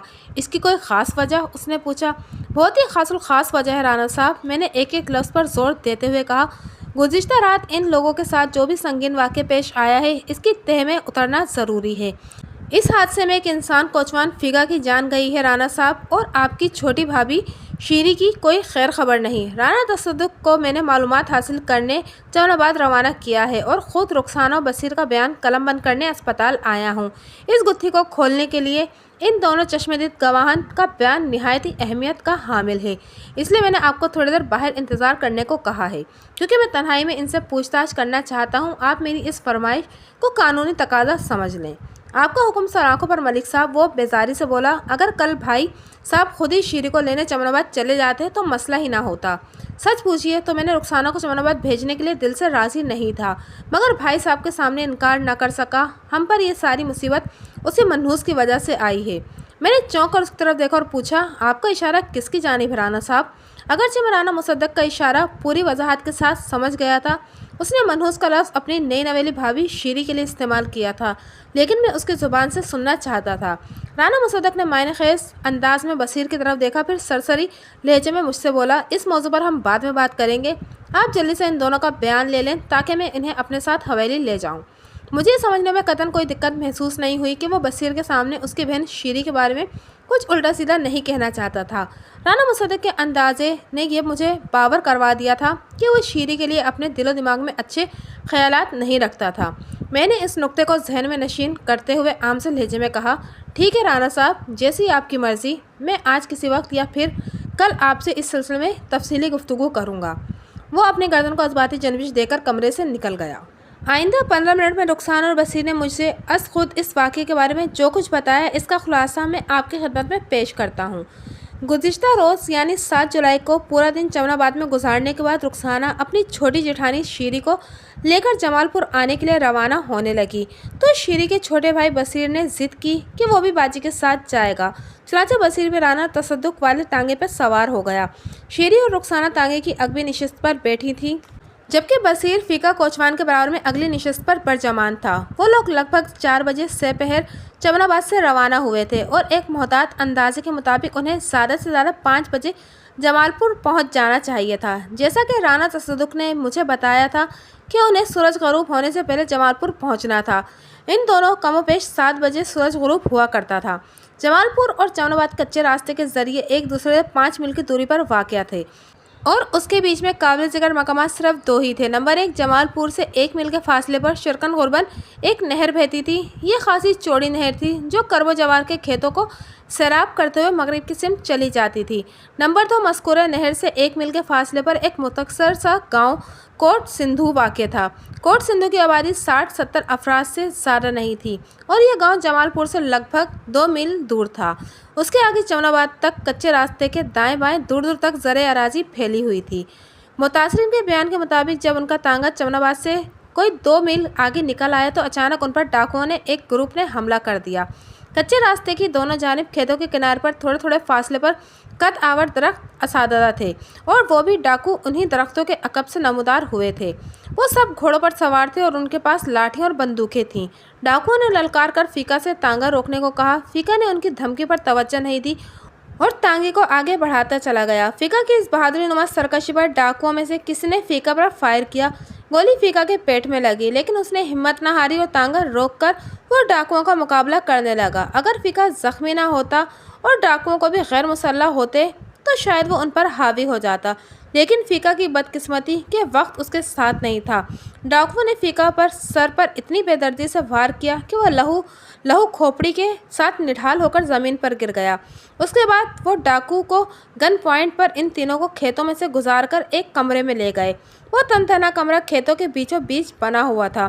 شیری، رخسانہ اور بصیر ڈاکوؤں کی وحشیانہ کارروائی کو دیکھ کر بری طرح سہم گئے تھے، لیکن حیرت انگیز طور پر انہوں نے ان تینوں کو کوئی گزند پہنچانے کی کوشش نہیں کی تھی۔ مذکورے کمرے میں پہنچانے کے بعد ڈاکوؤں نے باری باری ان تینوں کو زبردستی طے کیا ہوا ایک رومال سونگھایا۔ اس رومال پر کوئی سریع الاثر کیمیکل لگا ہوا تھا، کیونکہ رومال کو سونگھتے ہی وہ لوگ اپنے ہوش و حواس میں نہیں رہے تھے۔ پھر ان کی آنکھ اسپتال کے بستر پر ہی کھلی تھی اور تبھی رخسانہ اور بصیر کو یہ پتہ چلا کہ شیری ان کے ساتھ نہیں تھی۔ ان کی کہانی سن کر مجھے رانا مصدق کی بات میں اچھا خاصا وزن محسوس ہونے لگا۔ اس نے تھوڑی دیر پہلے بڑی برہمی سے یہ کہا تھا کہ شیری کی نحوست کے باعث اس کی بیوی رخسانہ اس مصیبت میں گرفتار ہوئی تھی۔ یقیناً اسپتال میں میری آمد سے قبل رخسانہ نے یہ کہانی اپنے شوہر کو بھی سنائی ہوگی، جبھی اس نے شیری کے لیے منحوس کا لفظ استعمال کیا تھا۔ اس کہانی کی روشنی میں واضح طور پر یہی دکھائی دیتا تھا کہ وہ ڈاکو صرف شیری کو حاصل کرنے کے لیے وہاں پہنچے تھے۔ انہیں رخسانہ اور بصیر کو کوئی نقصان نہیں پہنچایا تھا۔ انہیں بے ہوش کرنے کے بعد وہ شیری کو اپنے ساتھ لے گئے تھے۔ میں نے رخسانہ اور بصیر کو تانگے کے اندر ان کی بازیافت کے بارے میں بتایا۔ اغلب الامکان اسی بات کا تھا کہ ڈاکو نے فیقہ کی لاش کو اور رخسانہ اور بصیر کو گہری بے ہوشی کی حالت میں تانگے میں لاد کر جمال پور کی سمت ہانک دیا تھا۔ लिहाजा वेल ट्रेंड घोड़ा अपनी मंजिल के समीप धीरे धीरे तांगे को खींचते हुए कच्चे रास्ते पर चलता रहा और फिर आधी रात के वक्त वो मेरी निगाह की गिरफ्त में आ गया था। बसीर और रुखसाना की सुनाई हुई इस कहानी में मेरे लिए बहुत सी बातें वजाहत तलब थीं, लिहाजा अपनी तसल्ली के लिए मैंने उनसे सवाल जवाब का सिलसिला शुरू कर दिया। मैंने बारी बारी उनकी तरफ देखते हुए पूछा, अच्छी तरह सोच कर बताओ, वो डाकू तादाद में कितने थे? उन्हें देखकर मेरी तो मत ही मारी गई थी थानेदार साहब, रुखसाना ने सहमी आवाज़ में जवाब दिया। उनको गिनने का होश कहाँ रहा था। उन्होंने फीका के पेट में गोली मारी तो हम पर उनकी दहशत तारी हो गई थी। फिर उन्होंने हमसे जो कहा हम करते गए। वो हमें बेहोश करके शीरी को अपने साथ ले गए। क्या तुमने शीरी को डाकुओं के साथ जाते देखा था? नहीं जनाब, मुझे और बसीर को तो इन नामरादों ने रुमाल सुंघाकर बेहोश कर दिया था, रुखसाना ने जवाब दिया। इसका मतलब ये हुआ कि उन्होंने शीरी को बेहोश नहीं किया होगा? मैंने उनसे पूछा। इस बार रुखसाना के बजाय बसीर ने जवाब दिया, थानेदार साहब, मैं फीका कोचवान के बराबर में बैठा हुआ था, इसलिए मुझे याद पड़ता है कि वो तादाद में 4 या 5 डाकू थे। जब फीका ने उनके कहने पर तांगा नहीं रोका तो उनमें से एक ने फीका पर गोली चला दी और बाद में फीका के सर पर लाठियां मार मार कर उसे हलाक कर दिया और हमें खडेर कर एक कमरे में ले आए, जहां उन्होंने रुमाल सुंघाकर हमें बेहोश कर दिया था। जहां तक शीरीबाजी का ताल्लुक है तो मैं इस बारे में वसूख से नहीं कह सकता। सबसे पहले उन्होंने मुझे रुमाल सुंघाया था, उसके बाद उस कमरे में क्या होता रहा मुझे उसकी खबर नहीं। रुमाल सूंघकर मैं ऐसा बेहोश हुआ था कि फिर अस्पताल आकर ही मेरी आंख खुली। बसीर के बाद उन्होंने ज़बरदस्ती मुझे रुमाल सूंघाया था, रुखसाना ने बताया। मैं भी रुमाल सूंघते बेहोश हो गई थी और अस्पताल में ही आकर मुझे होश आया है। तुमने तलाई ज़ेवरात भी पहन रखे हैं, मैंने रुखसाना के ज़ेवरात की जानिब इशारा करते हुए कहा। क्या उन्होंने तुम्हारे ज़ेवरात उतारने की कोशिश नहीं की? बिल्कुल नहीं जनाब, वो नफ़े में गर्दन हिलाते हुए बोली। मुझे तो खुद इस बात पर हैरत हो रही है कि वो किस किस्म के डाकू थे। उन्होंने ना तो हमसे कोई बदतमीज़ी की और ना ही हमारी कोई कीमती चीज़ साथ ले गए। सिर्फ उन्होंने फीका कोचवान को हलाक किया, वो भी इसलिए कि फीका ने उनके हुक्म पर तांगा नहीं रोका था। मेरी नज़र में वो डाकू थे ही नहीं, मैंने सोच में डूबे हुए लहजे में कहा। उनके लिए अगवा कुंदगान का टाइटल ज़्यादा मुनासिब रहेगा। वो जिस मकसद से आए थे उसे हासिल कर कर चलते बने। अगर उनके हुक्म पर फीका तांगा रोक भी देता तो तब भी वो उसे ज़िंदा ना छोड़ते, क्योंकि वो ये बात अच्छी तरह जानते होंगे कि फीका लड़ाई भड़ाई का माहिर है और इनके लिए कोई भी मुसीबत खड़ी कर सकता है। लिहाजा उन्होंने सबसे पहले अपने रास्ते की रुकावट को हटाया, उसके बाद तुम दोनों को बेहोश करके वो शीरी को अपने साथ ले गए। लेकिन आपने तो बताया है कि हम दोनों तांगे की सीटों के नीचे बने खांचे में बेहोश पड़े थे और फीका कोचवान की लाश भी टांगे पर ही लदी हुई मिली है। रुखसाना ने उलझन ज़रा नज़र से मेरी जानिब देखा। हम सबको तांगे में डालकर यहाँ तक किसने पहुँचाया है? क्योंकि आपके मुताबिक तो घोड़ा खुद ही कोचवान के बगैर तांगे को खींचता चला आ रहा था। मुझे ये तो मालूम हुआ है कि वो घोड़ा तरबियत याफ्ता है। जमालपुर की तरफ आने वाले तमाम रास्ते उसे अच्छी तरह याद हैं, लेकिन एक घोड़ा हमें उठाकर तांगे में तो नहीं डाल सकता ना। ये काम किसी घोड़े का नहीं बल्कि किसी इंसान या इंसानों का है, मैंने ठहरे हुए लहजे में कहा। और ज़्यादा इम्कान इस बात का है कि वो इंसान वही डाकू होंगे जिन्होंने फीका को मौत के घाट उतारा है और शीरी को अपने साथ ले गए हैं। मैं पहली फुर्सत में इन बदबख्तों तक पहुंचना चाहता हूं। क्या तुम लोग इनकी शनाख्त के सिलसिले में मेरी मदद कर सकते हो? बात के इख्तिताम पर मैंने सवाली नज़र से बारी बारी उनकी तरफ देखा। रुखसाना ने मायूसी भरे अंदाज में गर्दन हिलाते हुए जवाब दिया, थानेदार साहब, मैं इस सिलसिले में आपकी कोई मदद नहीं कर सकती। उन डाकुओं ने ढांटे बांध रखे थे जिससे मैं उनके चेहरे बिल्कुल छुप गए थे और फिर ये सब कुछ इतनी तेज़ी से पेश आया कि मुझे कुछ सोचने समझने का मौका ही नहीं मिला। मेरा दिमाग माऊफ हो गया था। तुम इस बारे में क्या कहते हो? मैंने बसीर की तरफ देखते हुए नरम लहजे में इस्तफसार किया। रुखसाना बाजी बिल्कुल ठीक कह रही हैं थानेदार साहब, वो तायदी अंदाज में गर्दन हिलाते हुए बोला। ढांटों की वजह से उन्हें पहचानना मुमकिन नहीं रहा था। मैं चूँकि फीका कोचवान के साथ तांगे की अगली सीट पर बैठा हुआ था, इसलिए मैंने वो बात अधूरी छोड़कर अचानक खामोश हो गया। तो मैंने इस्तरारी लहजे में दरियाफ्त किया, इसलिए तुमने क्या? मैंने फीका पर गोली चलाने वाले डाकू को बहुत करीब से देखा था। वो एक झुरझुरी लेते हुए बोला, एक लम्हे के लिए तो मुझे यही लगा था कि वो मुझे भी गोली से उड़ा देगा, लेकिन उसने फीका के पेट पर फायर करके उसे जख्मी कर दिया था। ये तो मुझे पहले भी बता चुके हो बरखुरदार। उसे उलझन में घिरे देखकर मैंने शफकत भरे लहजे में कहा, ये बताओ कि थोड़ी देर पहले तुम बोलते बोलते एकदम चुप क्यों हो गए थे? तुमने फीका पर गोली चलाने वाले डाकू में ऐसा क्या देख लिया था? हो सकता है ये मेरा वहम हो। वो परेशान नज़र से मुझे तकने लगा। वहम और गुमान का मसला तुम मुझ पर छोड़ दो बेटा जी, मैंने दोस्ताना अंदाज में कहा। मैं खुद फैसला कर लूँगा कि वो तुम्हारा वहम था या कुछ और। अगर तुम चाहते हो कि तुम्हारी शीरीबाजी को सही सलामत वापस ले आऊँ तो मुझसे कोई भी बात नहीं छुपाओ। हो सकता है तुम जिस बात को गैर अहम और मामूली समझ रहे हो, इसी बात में डाकुओं तक रसाई हासिल करने का कोई सुराग छुपा हो। जी, वो थूक निकलते हुए बोला, मैंने फीका पर गोली चलाने वाले डाकू की आंखों में बड़ी अजीब सी बात देखी थी और ढांटे के निचले हिस्से से उसकी दाढ़ी के चंद बाल भी निकले हुए थे। बशीर ने काम की बात बताई थी, लेकिन अभी ये अहम बात अधूरी थी। अधूरी मालूमात अक्सर नुकसानदेह साबित होती है। इन्हीं मालूमात की तकमील के गर्ज से मैंने कहा, ठीक है, ये तो समझ में आ गया कि फीका पर फायर करने वाले डाकू ने दाढ़ी भी रखी हुई थी। अब मुझे ये बताओ कि तुमने इस डाकू की आंखों में ऐसा क्या देखा था जिसे तुम अजीब कह रहे हो? उसकी आंख मुझे असली नहीं लग रही थी। असली नहीं लग रही थी? क्या मतलब? मैंने पूछा। मुझे ऐसा महसूस हुआ था जैसे उसकी एक आंख में ढेले की जगह कोई बंटा कंचा रखा हुआ हो। उसने बताया, मतलब ये कि डाकू की वो आंख तुम्हें मसनूई लग रही थी? मैंने तस्दीक तलब नज़र से उसकी तरफ देखा। पूरी आंख का तो मुझे पता नहीं थानेदार साहब, वो जज्बस होते हुए बोला। बस मुझे उसकी आंख का ढेला बंटे की तरह लग रहा था, जैसे उसकी आंख के अंदर कोई गोल पत्थर जड़ दिया हो। मैंने गहरी नज़र से बसी की तरफ देखा और ठहरे हुए लहजे में सवाल किया, ज़रा सोच कर बताओ, तुमने डाकू की कौन सी आंख में ढेले की जगह बंटा लगा देखा था? सज्जी आंख में, उसने बड़े इत्मीनान से जवाब दिया। यानी सज्जी दाएं आंख? बशीर ने मुझे बड़े पते की बात बता दी थी। इसकी फीका कोचवान पर गोली चलाने वाले डाकू के बारे में बताई हुई दो बातों में एक कदरे कम और दूसरी इंतहाई ज़्यादा अहमियत की हामिल थी। दाढ़ी तो एक ऐसी चीज़ है कि इसे कभी भी रखा और कभी भी मुंडवाया जा सकता है, लेकिन मसनूई आंख का मामला ऐसा नहीं था। अगर बशीर की निगाह ने उसे धोखा नहीं दिया था और मस्कुराए डाकू की बाएं आंख वाकईतन मसनूई थी और इस निशानी के जरिए में बआसानी फिका के कातिल तक पहुंच सकता था, फिर शीर तक रसाई भी मुमकिन हो जाती। क्या तुम उस मकाम को पहचान लोगे जहाँ डाकुओं ने तुम लोगों पर हमला किया था? मैंने बशीर से पूछा। जी, बड़ी चंगी तरह जनाब, वो बड़े एतमाद से बोला।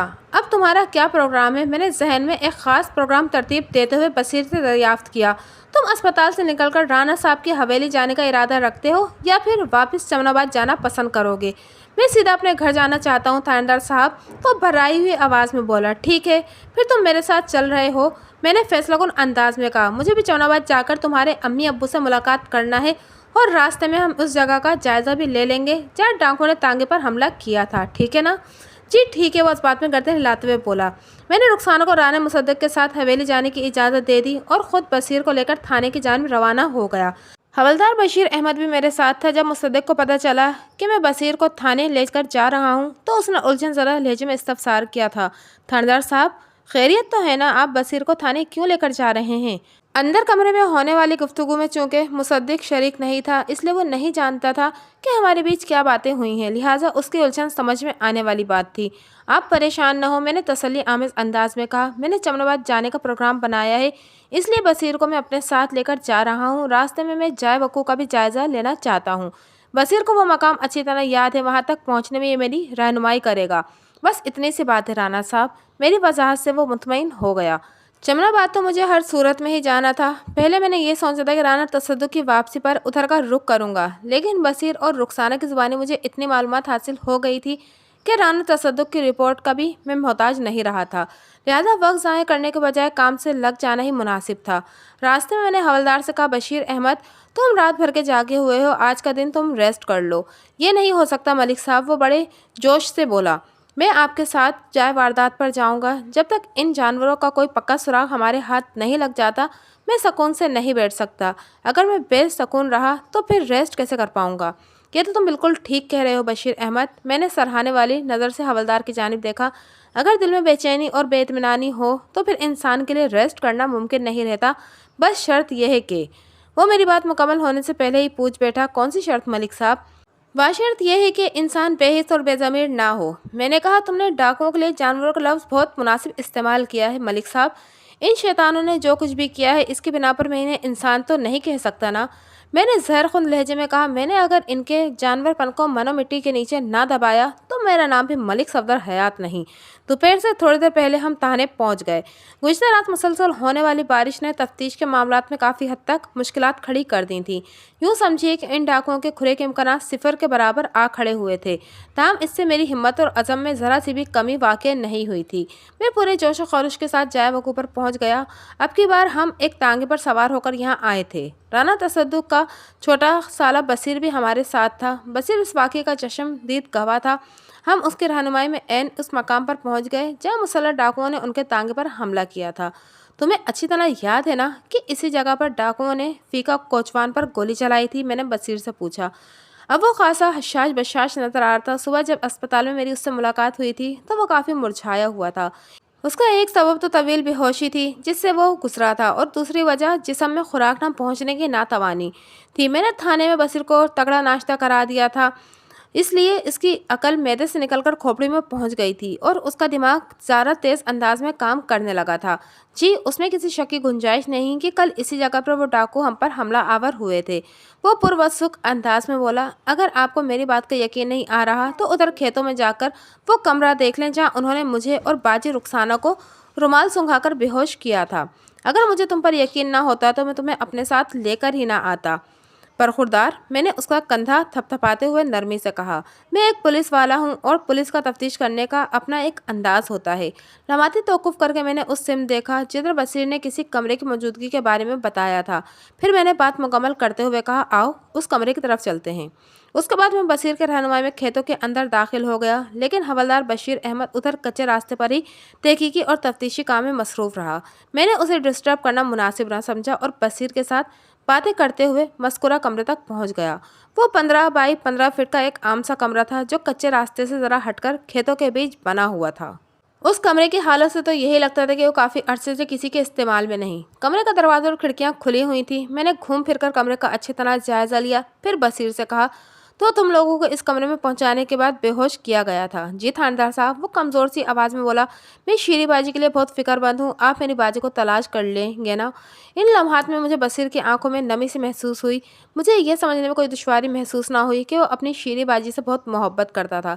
देखो बरखुरदार, मैंने शफकत भरे लहजे में कहा, इस वक्त सिर्फ तुम ही नहीं बल्कि राना तसद्दुक भी शीरी के लिए बहुत फिक्रमंद है, और राना के चमनाबाद जाने के बाद यकीनन तुम्हारे माँ बाप भी गहरी परेशानी में पड़ गए होंगे। और मैंने बात अधूरी छोड़कर एक गहरी सांस खारिज की, फिर बशीर की आंखों में देखते हुए गंभीर अंदाज में कहा, मैं तुम्हारी शीरीबाजी को तलाश करने की मुहिम ही में लगा हुआ हूँ, और जब तक मैं शीरी को बाजियाब नहीं कर लूँगा सुकून से नहीं बैठूंगा। तो मेरी बात समझ रहे हो ना? जी समझ रहा हूँ, वो इस बात में गर्दन हिलाते हुए बोला। मैंने हवलदार को कच्चे रास्ते के सर्वे में मसरूफ देखकर इसलिए भी डिस्टर्ब नहीं किया था कि मैं बशीर से चंद अहम बातें तन्हाई में करना चाहता था। अगर हवलदार हमारे करीब मौजूद होता तो ऐन मुमकिन था बशीर मेरे सवालात के जवाबात में हिचकिचाहट महसूस करता, जिससे मेरा मकसद तशना रह जाता। अगर समझ रहे हो तो फिर तुम्हें यह भी पता होना चाहिए कि शीरी की बाजियाबी के लिए मेरी इन डाकुओं तक पहुंचना बहुत ज़रूरी है। मैंने बादस्तूर गहरी संजीदगी से कहा। जी ये तो ज़ाहिरी बात है, वो आम से लहजे में बोला। अब इन डाकुओं तक तुम पहुंचाओगे हमें? मैंने एक एक लफ्ज़ पर जोर देते हुए कहा। वो कैसे जी? उसकी आंखों में उलझन तैरने लगी। मैं तो उन डाकुओं को बिल्कुल नहीं जानता, उनके बारे में मुझे जो कुछ मालूम था वो सब कुछ मैं आपको बता चुका हूँ। तुमने मुझे जो मालूमात फराहम की है वो नाकाफ़ी है, मैंने साफ गोई का मुजाहरा करते हुए कहा। इस कमरे के तफसीली जायजे के नतीजे में मुझे ऐसी कोई चीज़ नहीं मिली थी जिसकी मदद से मैं उन डाकुओं की तलाश को आगे बढ़ा पाता। चुनांचे मैंने बशीर को कुरेदना शुरू कर दिया था। वो शीरी का सगा भाई था। मुझे उम्मीद थी कि मैं उसकी ज़ुबान से कोई ऐसी बात उगलवाने में ज़रूर कामयाब हो जाऊंगा जो शीरी के अगवा के असबाब में रोशनी डाल सके। अगर मुझे शीरी के अगवा का महरिक मालूम हो जाता तो फिर इन डाकुओं तक पहुंचना आसान हो जाता। बशीर ने उलझन ज़दा लहजे में पूछा, तो फिर मैं और क्या करूं? मैं आपको किस तरह डाकुओं तक पहुंचाऊं? मेरे सवालात का सच्चा और खरा जवाब देकर। मैंने उसके चेहरे के तासुरात का जायज़ा लेते हुए कहा, इस बात का मैं तुम्हें यकीन दिलाता हूँ कि अभी हमारे दरमियान जो भी गुफ्तगू होगी मैं इसका किसी से जिक्र नहीं करूँगा, और तुम भी अगर ऐसा ही करो तो बेहतर होगा। जी ठीक है, वो परेशानी भरे अंदाज में मुझे देखते हुए बोला। मैं भी किसी को कुछ नहीं बताऊँगा। क्या तुम्हारी बाजी शीरी राना तसद्दुक से शादी पर खुश थी? मैंने बड़ी रसान से उसे घिसना शुरू किया। मैंने यही सवाल गुज़िश्ता रात राना तसद्दुक से भी किया था और उसने मुझे मुतमईन करने की भरपूर कोशिश की थी, मगर उसके जवाब में मुझे सही मायनों में इत्मीनान नहीं दिलाया था। इस वक्त मैंने यही सोचा था कि इस हवाले से मैं शीरी के वालिदैन से भी इस्तफसार करूंगा, लेकिन बशीर से मुलाकात के बाद मुझे महसूस हुआ कि इस काम के लिए वो सबसे ज़्यादा मुनासिब और मौजू साबित हो सकता है। बशीर 15 साल का एक मासूम और सीधा साधा लड़का था, और सबसे अहम बात यह है कि वो शीरी से बहुत मोहब्बत करता था। मेरे सवाल के जवाब में वो लम्हे भर के लिए परेशानी का शिकार दिखाई दिया, फिर बोला, जी मुझे तो वो खुशी नज़र आती है। मैं इसका मतलब ये हुआ कि उसने अपनी मर्ज़ी से इस रिश्ते के लिए हाँ बोली थी?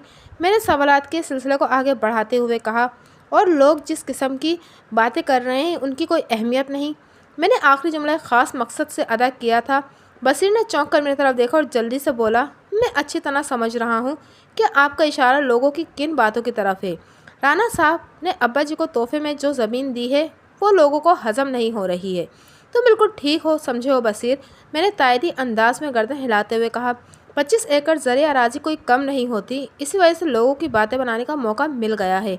और दूसरी जानिब शेरी और राना तसद्दुक की उम्रों में जो तफावत है वो भी काफ़ी गौरतलब है। मैंने तो बाज़ लोगों को ये कहते भी सुना है कि मलिक नवाज़िश अली ने 25 एकड़ ज़मीन के लालच में अपनी बेटी को इस बूढ़े शख्स से ब्याह दिया है, और वो भी पहले से शादीशुदा। लोग बकवास करते हैं। वो बरहमी से बोला, अब्बा जी लालची इंसान नहीं है। राणा साहब ने अपनी खुशी से वो ज़मीन हमें तोहफे में दी थी ताकि हमारी हैसियत में इजाफा हो। राणा साहब से अब्बा जी के देरीना मरासिम है। ये ठीक है कि बाजी और राणा साहब की उम्रों में काफ़ी फ़र्क है, लेकिन मैं आपको यकीन दिलाता हूँ कि ये शादी शीरी बाजी की रजामंदी से हुई है। अब्बा जी की तरफ से बाजी पर किसी किस्म का कोई दबाव नहीं था, और पिछले 6 माह से मैं बाजी को अपने ससुराल में खुश ही देख रहा हूँ। राना तसद्दुक ने पिछली रात मुझे कुछ इसी किस्म का बयान दिया था। मैंने बसीर को खंगालने के लिए दूसरे जाविये से सवाल किया। मुझे तुम्हारी बात पर भरोसा है, मैंने कहा। लोगों का क्या है, उन्हें तो फितने जगाने का बहाना चाहिए होता है। आप किसी की ज़ुबान तो नहीं पकड़ सकते ना। लम्हाती तौक़ुफ़ करके मैंने टटोलती हुई नज़र से उसकी तरफ देखा, फिर सनसनाते हुए लहजे में कहा, एक बात तो तुम भी मानते हो ना। वो गड़बड़ा गया। कौन सी बात थानेदार साहब? कि वो डाकू। मैंने उसकी आंखों में देखते हुए ड्रामाई अंदाज में कहा, डाकू तुम लोगों के दोस्त और खैरख्वाह हरगिज़ नहीं हो सकते। उन्होंने फ़िका को कत्ल और शीरी को अगवा करके अपने दुश्मन होने का पक्का सबूत दिया है। जी बिल्कुल ऐसा ही है। वो तायरी अंदाज में गर्दन हिलाते हुए बोला। मैं कदम कदम चलाकर बसीर को एक ख़ास पॉइंट की तरफ ला रहा था। अगर इनकी दुश्मनी सिर्फ फ़िका कोचवान से होती तो उसे मौत के घाट उतारने के बाद वो वापस चले जाते, लेकिन ऐसा नहीं हुआ। और अगर वो तुम्हारे या रुखसाना के दुश्मन होते तो वो तुम दोनों को भी जिंदा ना छोड़ते। तो शीरी बाजी से उन लोगों की क्या दुश्मनी थी वो फट पड़ा। बाजी ने उनका क्या बिगाड़ा था, वो बाजी को अपने साथ क्यों ले गए? शीरी से बराह रास्त उनकी कोई दुश्मनी नज़र नहीं आती, मैंने ठहरे हुए लहजे में कहा। वो शीरी को अगवा करके किसी और से दुश्मनी निकाल रहे हैं। किसी और? कौन? वो सरसराती हुई आवाज़ में मुस्तफसिर हुआ। कोई ऐसा शख्स शीरी जिसको बहुत ज़्यादा अजीज़ हो, मैंने कहा। वो डाकू दरअसल इस शख्स के दुश्मन हैं, और उसी शख्स को टरपाने के लिए उन्होंने शीरी को अगवा किया है। फ़िलहाल मेरी नज़र में ऐसे सिर्फ 2 ही अफराद हैं। बसीर का रद्द-ए-अमल देखने के लिए मैं मायने खेज़ अंदाज में खामोश हो गया। वो हैरत और उलझन से मिले जुले तासुरात के साथ बोला, वो 2 अफराद कौन है थानेदार साहब? इनमें से एक तो शीरी का शोहर राना तसद्दुक है, मैंने कहा, और दूसरा शीरी का बाप मलिक नवाज़िश अली। लेकिन अब्बा जी की तो किसी से दुश्मनी नहीं। वह नफ़े में गर्दन हिलाते हुए बोला, फिर कोई उन्हें तड़पाने के लिए शीरी बाजी को क्यों अगवा करेगा?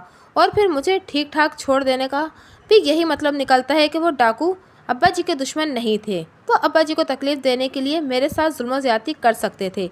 बसीर की बात मुंतकी तौर पर दुरुस्त थी, मैंने कहा। दूसरी जानिब राना तसद्दुक का भी यही दावा है कि उसकी किसी के साथ ऐसी दुश्मनी नहीं जो वो उसकी फैमिली को इस तरह निशाना बनाने की कोशिश करते। जहाँ तक तुम्हें ज़ोरो कोब ना करने का मामला है, तो राना साहब ने भी ऐसी ही बात की है कि अगर वो डाकू राना तसद्दुक को सुपुर्द अजियत करना चाहते थे तो उसकी भाभी रुखसाना के साथ भी बदतमीजी कर सकते थे। हम कितना भी सोचें, घूम फिर कर तान शीरी पर ही आकर टूटती है। अभी तक तो यही नज़र आ रहा है कि वो डाकू शीरी को लेने आए थे और अपना काम करके चले गए। तो फिर आप उन डाकुओं तक कैसे पहुंचेंगे? उसने बड़ी बेचारगी से सवाल किया। मुझे शीरी के तलबगार की तलाश है, मैंने गमगीन अंदाज में कहा। वो शख्स जिसके ईमों पर शीरी को अगवा किया गया है वो उन डाकुओं में से कोई हो सकता है, और कोई ऐसा शख्स भी हो सकता है जिसने शीरी को हासिल करने के लिए मुसल्लह डाकुओं का सहारा लिया। ऐसा बंदा कौन हो सकता है? उसकी उलझन में हद दर्जा इजाफा हो गया। मुझे इस नौयत की बातें दरअसल शीरी के वालिदैन से करना चाहिए थी, या फिर किसी पुख्ता उम्र के शख्स से। ये मौजू बसीर जैसे नौजवान का नहीं था, लेकिन मैच्योर आदमी से पूछताछ करने में इस बात का इम्कान बहरहाल था कि वो मसलहत या मजबूरी की बिना पर किसी हद तक हक़ाइक़ को मुझसे छुपाने की कोशिश करता। मगर बसीर के साथ ऐसा कोई मामला नहीं था। वो बेलग मुझे सब कुछ सच सच बताता चला जा रहा था। मैंने उसके सवाल को नज़रअंदाज करते हुए गहरी संजीदगी से इस्तफसार किया, बसीर, क्या राना तसद्दुक से शादी से पहले कहीं और से शीरी का कोई रिश्ता वगैरह आया था? उसने चंद लम्हे सोचने के बाद नफ़ई में जवाब दिया, नहीं जनाब। उस वक्त मेरी निगाह उसके चेहरे पर गड़ी हुई थी। मैंने उसकी आंखों में तरदुद और परेशानी की आमेज़िश झलकती देखी। यूँ महसूस होता था वो किसी अनजानी कश्मकश में मुब्तला हो। मैंने अपनायत भरे अंदाज में पूछा, क्या बात है बसीर? कुछ नहीं थानेदार साहब, वो जज्बस होते हुए बोला। कुछ तो है बरखुरदार, मैंने उसकी आंखों में झांकते हुए मजबूत लहजे में कहा। मेरा अंदाज़ा कभी गलत नहीं होता। मैं महसूस कर रहा हूँ कि तुम मुझसे कोई ख़ास बात बताना चाहते हो, लेकिन तुम्हारी समझ में नहीं आ रहा कि कहाँ से शुरू करूँ, है ना? जी, वो थूक निकलते हुए बोला। आपका अंदाज़ा वाकई ठीक है। आपने शेरेबाजी के रिश्ते के हवाले से जो सवाल पूछा, मैं उसी बारे में आपको कुछ बताना चाह रहा हूँ, लेकिन शायद ये बात इतनी अहम नहीं, इसलिए मैं परेशानी का शिकार हूँ। वो बात अहम है या नहीं, उसका फैसला तुम मुझ पर छोड़ दो, मैंने नरमी से कहा। तुम्हारे जहन में जो कुछ भी है वो मुझे बता दो। उधर जमनाबाद में एक लड़का है, उसने बताया। वो शेरेबाजी से शादी का ख्वाहिशमंद था, लेकिन उसके घर वालों की तरफ से कभी रिश्ता नहीं भेजा गया। उस लड़के का नाम क्या है? मैंने गहरी दिलचस्पी लेते हुए बोला। और वो करता क्या है? उसका नाम फिरोज़ है थानेदार साहब, बसीर ने जवाब दिया। बाप ने गांव में परचून की दुकान खोल रखी है, जिसे दोनों मियाँ बीवी मिलकर चलाते हैं। फिरोज़ इनकी इकलौती औलाद है, लेकिन उसे दुकानदारी से कोई दिलचस्पी नहीं। वो सारा दिन इधर उधर मंडलाता फिरता है। अगर फिरोज़ के घर से बाकायदा रिश्ता आ भी जाता तो अब्बा कभी भी शेरेबाजी की शादी उससे ना करते। एक तो वो कोई ढंग का काम धंधा नहीं करता, ऊपर से इंतहाई अजट और बदतमीज़ भी है जनाब। अपने भोलेपन में वो मुझे अहम मालूमात फराहम कर रहा था। मैंने टटोलने और कुरेदने का अमल जारी रखते हुए सवाल किया, बसीर, मेरा तजुर्बा यह है कि जो लोग अजट और बदतमीज़ होते हैं वो अपने ही कबील के आवारा और बदमाश अफराद से मेलजोल रखते हैं। क्या फिरोज़ भी अपने ही कमाश के लोगों के साथ उठता बैठता था? जी बिल्कुल, वो जल्दी से इस बात में गर्दन हिलाते हुए बोला। मैंने पूछा, क्या तुम जमनाबाद में बसने वाले तमाम अफराद को अच्छी तरह जानते और पहचानते हो? जी हाँ, उसने पुरएतमाद लहजे में जवाब दिया। क्या जमनाबाद की किसी मर्द वैसनिक की दाईं आंख पत्थर की है? मैंने ससराती हुई आवाज़ में पूछा। बिल्कुल नहीं, वो बड़ी शिद्दत से सर को नफ़े में झटकते हुए बोला। और मैं समझ रहा हूँ कि आपने ये सवाल क्यों किया है। तुम इंतहाई समझदार और सुलझे हुए नौजवान हो बसीर, मैंने उसके चेहरे पर निगाह जमाते हुए तौसीफ़ी अंदाज में कहा। इसलिए मैं तुमसे इतनी तफसीली गुफ्तगू कर रहा हूँ। तुम्हें अपना वादा याद है ना? उसने ना समझने वाले अंदाज में मेरी जानिब देखा और बोला, कौन सा वादा थानेदार साहब? यही कि हमारे दरमियान यहाँ होने वाली बातचीत किसी तीसरे बंदे के तक नहीं पहुँचेगी। जी चंगी तरह याद है। वो अपने सीने पर हाथ रखकर गहरी संजीदगी से बोला। आप बेफिक्र हो जाएं, ये सारी गुफ्तगू इधर ही दफन रहेगी। शाबाश, मैंने सराहने वाले अंदाज में कहा। यह तो तय हो गया है कि जिस डाकू ने फीका कोचवान पर गोली चलाई थी वो जमनाबाद का रहने वाला नहीं। आओ अब हम जमनाबाद चलते हैं ताकि तुम्हें बाहिफाजत तुम्हारे घर पहुंचाया जा सके। वो मेरे साथ चलते हुए बुझे हुए लहजे में बोला, थानेदार साहब, मुझे बार बार शेरेबाजी याद आ रही हैं। खुदा के लिए आप जल्द जल्द मेरी बाजी को ढूंढ निकालिए। पता नहीं इस कमीने डाकू ने मेरी बाजी को किस हाल में रखा होगा। बात के इख्तिताम पर उसकी आवाज़ भीग गई और अपने हाथ की पुष्ट से आंखों में उतरने वाले आंसुओं को पोंछने लगा। मैंने उसका शाना थपथपाते हुए पूछा, बसीर, क्या तुम मलिक नवाजिश अली को एक मर्द समझते हो? क्या अब्बा जी की बात कर रहे हैं आप? उसने चौंकते हुए लहजे में इस्तफसार किया। क्या मौजे जमनाबाद में एक से ज़्यादा मलिक नवाजिश अली हैं? नहीं जी, वो नफ़े में गर्दन हिलाते हुए बोला। तो फिर समझ लो कि मैं तुम्हारे अब्बा जी की बात कर रहा हूँ। मैंने कहा, अब्बा जी तो बहुत दबंग इंसान है जी। वो जोशीले लहजे में बोला। जवानी में वो कबड्डी के बड़े नामोर खिलाड़ी रहे हैं। लोग उन्हें जमनाबाद की आबरू कहा करते थे। उनसे मिलकर आपको मेरी बातों का यकीन आ जाएगा। इस उम्र में भी उनकी सेहत शानदार है। उनसे मिले बगैर भी मुझे तुम्हारी बात पर यकीन है बसीर, मैंने ठहरे हुए लहजे में कहा। लेकिन इसके साथ ही मुझे तुमसे एक शिकायत भी है। शिकायत? कैसी शिकायत? वो उलझ कर रह गया। जो शख्स अपनी जवानी में जमनाबाद की आबरू रहा हो, उसका बेटा बुज़लों की तरह आंसू बहा रहा है। मैंने उसके अंदर नफसियाती करंट दौड़ाते हुए कहा। मर्द के बच्चे बनो बरखुरदार।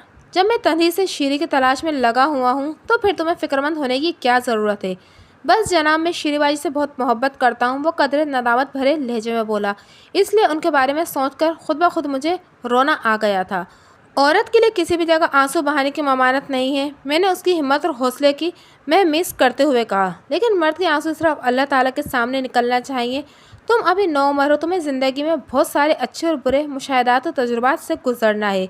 मेरी एक बात को गिरह में बांध लो। लमाती तौक़ुफ़ करके मैंने एक गहरी बोझल सांस खारिज की, फिर ठहरे हुए लहजे में कहा, दुनिया में अक्सर लोग अच्छे वक्त के साथी होते हैं। अगर आप खुश और खुशहाल हैं तो आपके दाएं बाएं लोगों का एक मेला सा लगा रहेगा। लेकिन जब आप किसी मुश्किल में होंगे तो एक एक करके ये भीड़ छटने लगेगी।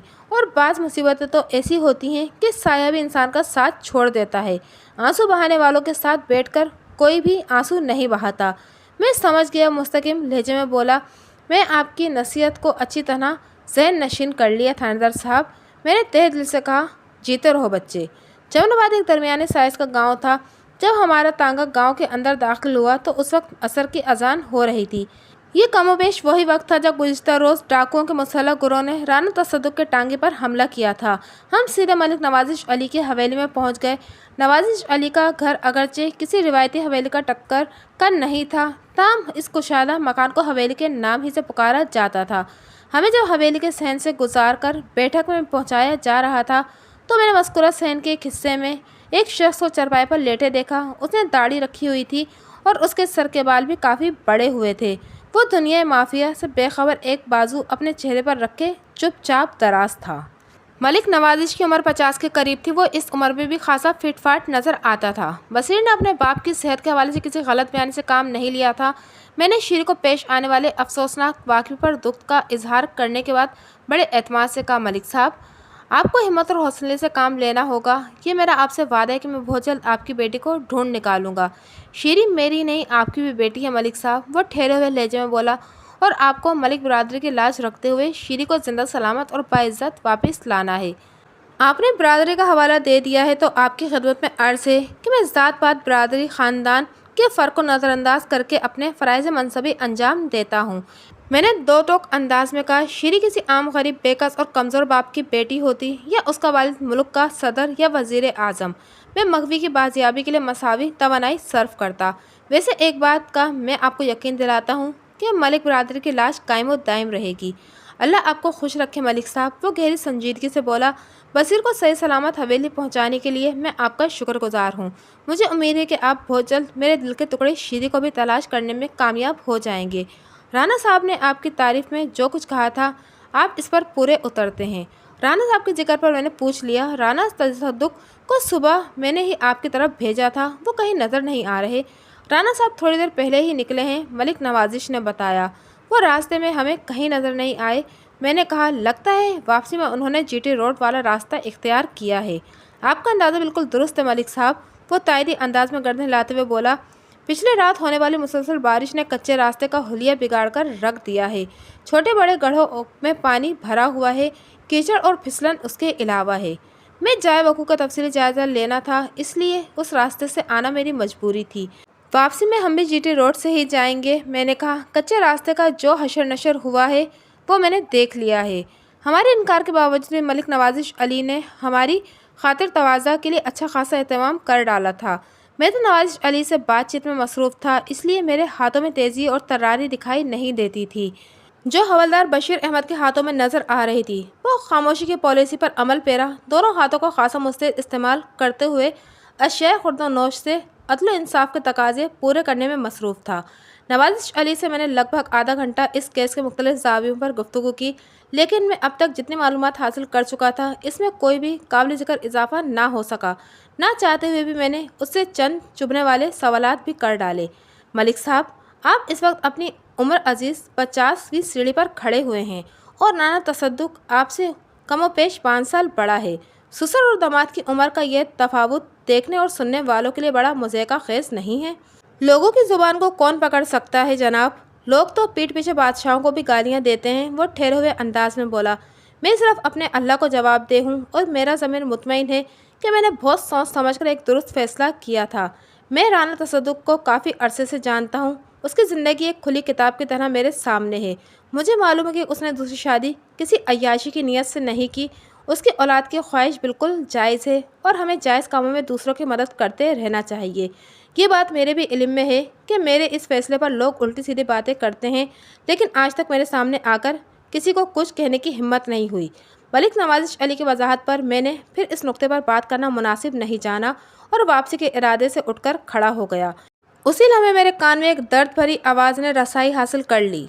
मैंने सवाली नज़र से नवाज़िश अली की तरफ देखा। ये पुरसोस आवाज़ सहन की जानिब से आ रही थी। नवाज़िश अली ने बताया, ये मेरा बेटा सफदर है। सफदर मस्ताना है, बस अपने हाल में मगन रहता है। हम लोग भी उसके साथ ज़्यादा छेड़छाड़ नहीं करते।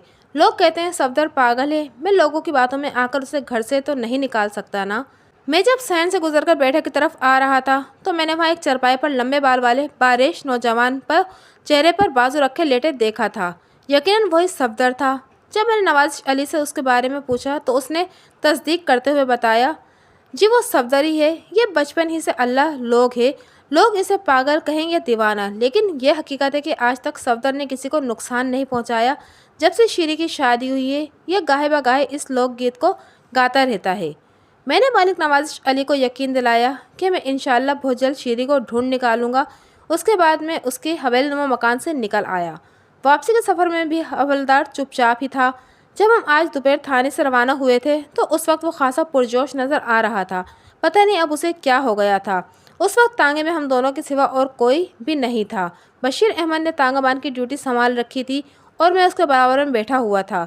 मैंने उसकी चुप शाह वाली कैफियत का राज जानने की गर्ज से कहा, बशीर अहमद, तुम जानते हो ना मायूसी गुनाह है। जी मलिक साहब, जानता हूँ, उसने जवाब दिया। फिर तुम्हारा मुंह क्यों लटका हुआ है? मैंने कुरेदने वाले अंदाज में कहा, क्या तुम्हें इस बात का यकीन नहीं कि हम शीरी को बाजियाब करने में कामयाब हो जाएंगे? ऐसी कोई बात नहीं है जनाब, मुझे पूरा यकीन है। फिर तुम बुझे बुझे से क्यों हो? मैंने पूछा। मैंने देखा है जब से हम जाए वकूफ़ से आए हैं तुम गमगीन ख्यालों में गुम हो। क्या मैं तुम्हारी पुरस्कार खामोशी की वजह जान सकता हूँ? कोई ख़ास वजह नहीं है मलिक साहब, वो एक तवील जमाहिल लेते हुए बोला। शायद नींद के बायस मुझ पर कसरमंदी तारी हो गई है। मैं पिछली रात को एक लम्हे के लिए भी नहीं सो सका। हाँ, ये हो सकता है, मैंने कहा। मैं समझता हूँ तुम्हें भरपूर आराम की ज़रूरत है। मैं वापसी पर तुम्हें जमालपुर के नज़दीक उतार दूँगा। तुम घर जाकर अच्छी तरह आराम कर लेना। समझ लो मैं तुम्हें एक दिन की छुट्टी दे रहा हूँ। मलिक साहब, हमारा मिशन अभी पाए तकमील को नहीं पहुँचा। वो थके हुए लहजे में बोला। मैं आराम के बारे में कैसे सोच सकता हूँ? अगर नींद से ज़्यादा सताया तो इधर थाने में किसी बेंच पर कमर सीधी कर लूँगा। नहीं, मैंने कतई लहजे में कहा, तुम्हें कम से कम आज की रात अपने घर में भरपूर नींद लेना है। हमारा मिशन कहीं भागा नहीं जा रहा। समझ लो कि ये मेरा हुक्म है। मैंने पिछली रात अपने क्वार्टर में 2-3 घंटे नींद ले ली थी, लेकिन हवलदार को इसका मौका नहीं मिल सका था, जिसकी वजह से उसकी ये हालत हो रही थी। इस कसलमंदी और दरमानदगी में इस बारिश का भी हाथ था जो हमारे ऊपर बरसती रही थी। हमने गुज़िश्ता रात हद से ज़्यादा ख्वारी की थी। पहले तो हम गौर बिज्जू के इंतज़ार में दरख्त की एक बुलंद शाख पर काफ़ी देर तक टंगे रहे थे। उसके बाद राना तसद्दुक के तांगे की पुरस्कार आमद ने हमें काम से लगा दिया था। हवलदार एक जमाई लेते हुए बोला, जो हुक्म मलिक साहब, मैं आपके कहे को टाल तो नहीं सकता। ये मत समझना कि मैं तुम्हें सिर्फ छुट्टी दे रहा हूँ, मैंने मायने खेज अंदाज में कहा। कल के लिए मैं तुम्हें होमवर्क भी दे रहा हूँ। तुम आज की रात एक भरपूर नींद लोगे और सुबह तरोताज़ा होकर होमवर्क में लग जाओगे। शाम से पहले मुझे कोई खुशखबरी चाहिए। वो तांगा चलाते हुए ऐसी नज़र से मुझे देखने लगा जैसे मेरी बात उसके पल्ले ना पड़ी हो। उसकी नींद से भरी सुर्ख आंखों में जाबजा मुझे उलझन तैरती दिखाई दे रही थी। फिर यही इस्तेजाब अल्फाज का रूप धार कर उसकी ज़ुबान से फिसल गया। कौन सा होमवर्क मलिक साहब? उसने पूछा।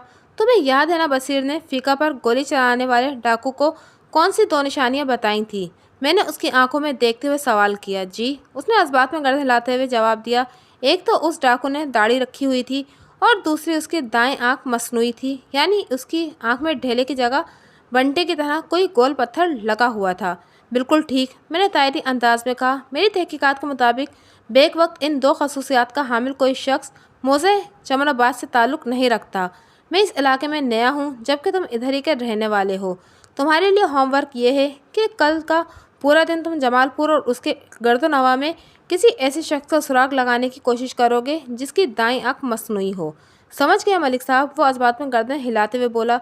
जहाँ तक मेरी याददाश्त काम करती है, पूरे जमालपुर में भी पत्थर की आंख वाला कोई बंदा मौजूद नहीं। मैं फिर भी तहकीक करूँगा। मेरे ख्याल में इन डाकुओं का ताल्लुक़ ना तो चमनाबाद से और ना ही जमालपुर से। इन नामरादों का ताल्लुक़ जहाँ कहीं से भी है, हमें हर सूरत में इन्हें ढूंढ निकालना है, मैंने शफ़ाक लहजे में कहा। मुझे यकीन है कि हम इनका सुराग लगाने में कामयाब हो जाएंगे। वो मिल गए तो शीरी भी मिल जाएगी। आप ठीक कह रहे हैं मलिक साहब, वो तायरी अंदाज में बोला। आप बेफिक्र हो जाइए, मैं इस बंटे की आंख वाले शैतान को खोजने की कोशिश करता हूँ। मैंने हवलदार बशीर अहमद को जमालपुर के नज़दीक जीटी रोड पर उतार दिया और तांगे की ड्राइविंग सीट खुद संभाल ली। जब मैं थाने पहुँचा तो दिन ढल रहा था। थाने में सब अमन अमान था। मैंने यहाँ से जाते हुए जिस एहलकार को थाने की जिम्मेदारी सौंपी थी उसे अपने पास बुलाकर रिपोर्ट तलब की। मेरे गैर मौजूदगी में कोई गैर मामूली वाक़या पेश नहीं आया था। मैंने मगरिब की नमाज अदा की और आराम की गर्ज से अपने क्वार्टर में चला गया। क्वार्टर थाने के अगले हिस्से में बना हुआ था। आज का पूरा दिन कड़ी धूप में गुजरा था जिसने मुझे थकाकर रख दिया था। इस थकन में रात वाली बरसाती ख्वारी भी शामिल थी। मेरा जोर जोर दुख रहा था। मैंने रात का खाना खाए रोशा की नमाज अदा करने के बाद बिस्तर पर लेट गया। जब तक नींद आई मैं उसी केस के बारे में सोचता रहा। शीरी के अगवा ने बड़ी अजीब व गरीब सूरत हाल पैदा कर दी थी। उससे ताल्लुक़ रखने वाले दो अहम अफराद यानी राना तसद्दुक़ और मलिक नवाजिश अली से मुझे काम की कोई बात मालूम नहीं हो सकी थी। अपनी अपनी जगह पर दोनों का यही दावा था कि उनकी किसी से कोई दुश्मनी नहीं थी। 7 जुलाई के सुबह पर राना तसद्दुक़ के टांगे के साथ जो वाक़या पेश आया था इसे किसी दोस्त का कारनामा तो करार नहीं दिया जा सकता था और न ही ये ख्याल किया जा सकता था कि इन डाकुओं ने किसी फिल्म की शूटिंग की थी, क्योंकि इस ख्वांज का वाक़ये में एक इंसान की जान गई थी और दूसरे इंसान को लापता कर दिया गया था। जिन 2 अफराद को बेहोश करके ज़िंदा छोड़ दिया गया था उनमें से एक यानी बसीर का ताल्लुक़ मगवी के ख़ानदान से था और दूसरे यानी फ़ीका कोचवान का नाता राना तसद्दुक़ के ख़ानदान से जुड़ा हुआ था। जब तक मुझे इस दुश्मनी का सबब मालूम ना हो जाता मैं शीरी तक नहीं पहुंच सकता था। जिस मकाम पर वो डाकू राना तसद्दुक़ के तांगे पर हमला आवर हुए थे वो चमनबाद से 2 मील की दूरी पर था। इन डाकुओं ने बहुत सोच समझ कर जाए वक़ा का इंतखाब किया था, क्योंकि इस जगह कच्चे रास्ते के दाएं बाएं ता हद निगाह खेतों का एक वसी और अरीज़ सिलसिला फैला हुआ था और करीब दूर में कोई इंसानी आबादी मौजूद नहीं थी। यहाँ से नज़दीक तरीन गांव कोट सिंधु था जो वक़्वे के शुमाल में 1 मील के फासले पर वाक़ था और इसके बाद 1 मील की दूरी पर नहर बह रही थी। मज़कूरा नहर की दूसरी जानिब 1 मील के फासले पर मौज़े जमालपुर आबाद था। इस हिसाब से गोया ये वाक़या जमालपुर से 3 मील जनूब और चमनाबाद से 2 मील शुमाल में पेश आया था और डाकुओं का वो जत्था बड़े इत्मीनान से अपने काम करके गायब हो गया था। इन डाकुओं ने फ़ीका कोचवान को कत्ल करने के बाद बसीर, शीरी और रुखसाना को जिस कमरे में पहुंचाया था मैंने उसका भी अच्छी तरह जायज़ा ले लिया था, मगर वहाँ से भी कोई ऐसी चीज़ मेरे हाथ नहीं लग सकी थी जिसकी मदद से मैं उनकी तलाश में अमली पेशकदमी कर सकता। यूँ महसूस होता था कि इस केस में मेरी तफ्तीश की गाड़ी को किसी ने आईनी जंजीरों में जकड़कर आगे बढ़ने से रोक दिया हो। मैं बदतरीन हालात में भी कभी अल्लाह की रहमत से मायूस नहीं हुआ। ये ठीक है कि इस वक्त मेरी तफ्तीश की गाड़ी एक तारीक सुरंग से गुजर रही थी। मैं जानता था कि कोई सुरंग चाहे कितने भी तारीक और तवील क्यों ना हो वो बिलाखिर ख़त्म हो ही जाती है। बात शर्त है कि आपकी गाड़ी चलती रहे। मैंने ख़ुद को हमा वक्त हरकत में रखा हुआ था। मुझे यकीन था कि बहुत जल्द अल्लाह की रहमत से मेरी आंखों के सामने छाई हुई धुंध छट जाएगी और इस केस के हवाले से हर चीज़ मुझे वाज़ह नज़र आने लगेगी। अगली सुबह मैं तैयार होकर थाने पहुंचा तो हवलदार को अपने कमरे में बैठे पाया। उसके चेहरे और आंखों में बड़ी अजीब सी उलझन और इस्तराब नज़र आ रहा था। मैंने तशवीश भरे लहजे में दरियाफ्त किया, क्या हुआ बशीर अहमद? तुम्हें इस वक्त अपने घर के बिस्तर पर होना चाहिए था। सब खैरियत तो है ना? मेरे अंदर खैरियत नहीं है मलिक साहब, वो नदामत आमिज़ लहजे में बोला। मैं पूरी रात सो नहीं सका। मैंने चौंक कर पूछा, क्या हुआ तुम्हारे अंदरून को? किस परेशानी ने तुम्हें सोने नहीं दिया? मुझसे एक बहुत बड़ी गलती हो गई है मलिक साहब, वो लजाजत आमिज़ अंदाज में बोला। मैं अपने ख़ता पर बहुत शर्मिंदा हूँ और उम्मीद करता हूँ कि आप मुझे माफ़ कर देंगे, पर पता तो चले कि तुमसे कौन सी गलती सरजर्द हो गई है। बशीर अहमद के अंदाज ने मुझे उलझन में डाल दिया था। जब तक बताओगे नहीं तो मुझसे अच्छी उम्मीद रखने की क्या फ़ायदा? मैं लालच में आ गए थे मलिक साहब, वो अपनी जेब में हाथ डालते हुए पेशवानी भरे अंदाज में बोला। बस मेरी आंख पर तमा की पट्टी बन गई थी जो मैं इसे अपने घर ले गया। बात के इख्तिताम पर उसने अपनी जेब में से एक तलाई जंजीर निकालकर मेरी जानिब बढ़ा दी। मस्कुरा जंजीर दरअसल एक लॉकेट था जिसमें दिल की शक्ल का एक तलाई तावीज़ भी पड़ा हुआ था। मैंने उसके हाथ से वो जंजीर ले ली और सवाल किया, ये क्या है बशीर अहमद? जनाब, कल दिन में जब आप बसीर के साथ उस कमरे का मुआयना करने गए थे जहाँ डाकुओं ने रुमाल सुंघाकर उन्हें बेहोश किया था, तो आपकी गैर मौजूदगी में मैं जाए वकूफ़ पर टहलता रहा था। वो शर्मिंदगी भरे अंदाज में वजाहत करते हुए बोला। बताने लगा कि तभी मुझे कच्चे रास्ते के किनारे पर यह तलाई लॉकेट पड़ा मिला था। फिर मैंने इसे अपनी जेब में रख लिया। जाए वकूफ़ से मिलने वाली किसी चीज़ को उठाकर जेब में रखने में मुझे कोई कबाहत नज़र नहीं आती। बशीर अहमद, मैंने उसके चेहरे के तासुरात का जायज़ा लेते हुए कहा, तुम एहसास नदामत से ज़मीन में क्यों गड़े जा रहे हो? हवलदार की ज़हनी और कल्बी कैफियत को देखकर मुझे बाखूबी अंदाज़ा हो गया था कि वो किस मीटर बैंड पर बोल रहा था, लेकिन मैं इसकी ज़ुबान से ये माजरा सुनना चाहता था ताकि उसके ज़मीर की फांस निकल जाए और उसके दिल का बोझ हल्का हो। मलिक साहब, मेरी नीयत में फतूर आ गया था। वो टूटे हुए लहजे में बोला, मैंने सोचा आपसे इस लॉकेट का जिक्र नहीं करूँगा और चुपचाप ये लॉकेट अपने पास रख लूँगा। मैं पूरी रात कश्मकश में मुब्तला रहा और एक लम्हे के लिए मैं सो नहीं सका। एक लम्हे के लिए ख्याल आता कि मैंने ठीक किया है, लेकिन दूसरे लम्हे जहन इन ख्यालों की तरदीद करके कहता था कि ये धोखा है। मेरे जहन में सारी रात ये जंग जारी रही। मलिक साहब, बशीर अहमद, मैंने निहायत ही ठहरे हुए लहजे में कहा, इंसान के अंदर खैर और शर को एक साथ रखकर फैसला इंसान पर छोड़ दिया गया है कि वो मुस्बत राह इख्तियार करता है या मुनफी रास्ता अपनाता है। हर दो सूरत में उसका इंतखाब उसका अमल कहलाएगा और क़यामत के रोज़ अल्लाह ने इंसान के अमाल की बिना पर फैसला करना है और अमल का दारुमदार इंसान की नीयत पर होता है।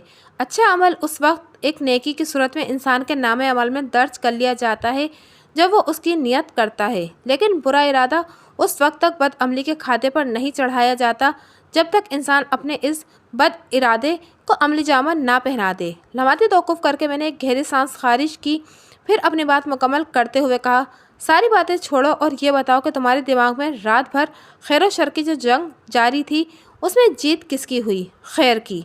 वो सरसराती आवाज़ में बोला, इसलिए तो मैं अपनी खता पर गर्दन झुकाए आपके सामने बैठा हूँ। बशीर अहमद, मैंने गमगीन अंदाज में कहा। उसने गर्दन उठाकर मेरी तरफ देखा। मैंने कहा, गलती इंसान के खमीर में शामिल है और इस नुक्ते पर हर नेक व बद तमाम इंसान एक जैसे हैं, लेकिन ये इंसान इस वक्त दो ग्रोहों में बंट जाते हैं जो वो अपनी गलती पर रद्द अमल का इजहार करते हैं। बुरा इंसान अपने किए पर बड़ी ढिठाई से जमकर खड़ा हो जाता है, यानी उसे अपनी गलती का मुतालिक एहसास नहीं होता। क्या यूँ समझ लो कि वो अपने लिए किसी को गलती समझता ही नहीं है, जबकि एक नेक खसलत इंसान को फ़ौरन अपनी गलती का एहसास हो जाता है और वो इस गलती को सुधारने की कोशिश में लग जाता है। जब तक वो ये काम कर नहीं लेता सुकून से नहीं बैठता, जैसा कि तुमने पूरी रात बेचैनी से गुजारी है और सुबह होते ही अपनी गलती का एतराफ़ करने मेरे पास चले आए हो। उसकी आंखें नम हो गईं। भीगी हुई आवाज़ में बोला, मलिक साहब, आपने मुझे माफ़ कर दिया है ना? बशीर अहमद, तुम एक भले इंसान हो। मैंने गहरी संजीदगी से कहा, शैतान ने वक्ती तौर पर तुम्हें बहका दिया था, मगर तुम्हारे अंदर की अच्छाई शैतान के उस बहकावे पर गालिब आ गई और तुम इस तलाए लॉकेट पर हाथ साफ करने के इरादे से बाज आ गए। मैंने तुम्हें दिल से माफ़ कर दिया और अल्लाह भी तुम्हें माफ़ फरमाए। शुक्रिया मलिक साहब। वो तशक्राना नज़र से मुझे तकने लगा। मैंने कहा, शुक्र उस परवरदिगार का करो जिसने तुम्हें नेकी की तौफीक अता फरमाई और बुराई से बचा लिया। मैं तो तुम्हारा होमवर्क बढ़ाने के बारे में सोच रहा हूँ। आखिर इस गलती की तुम्हें कुछ तो सज़ा मिलनी चाहिए ना? मेरे मुँह अंदाज ने उसे उलझन में डाल दिया।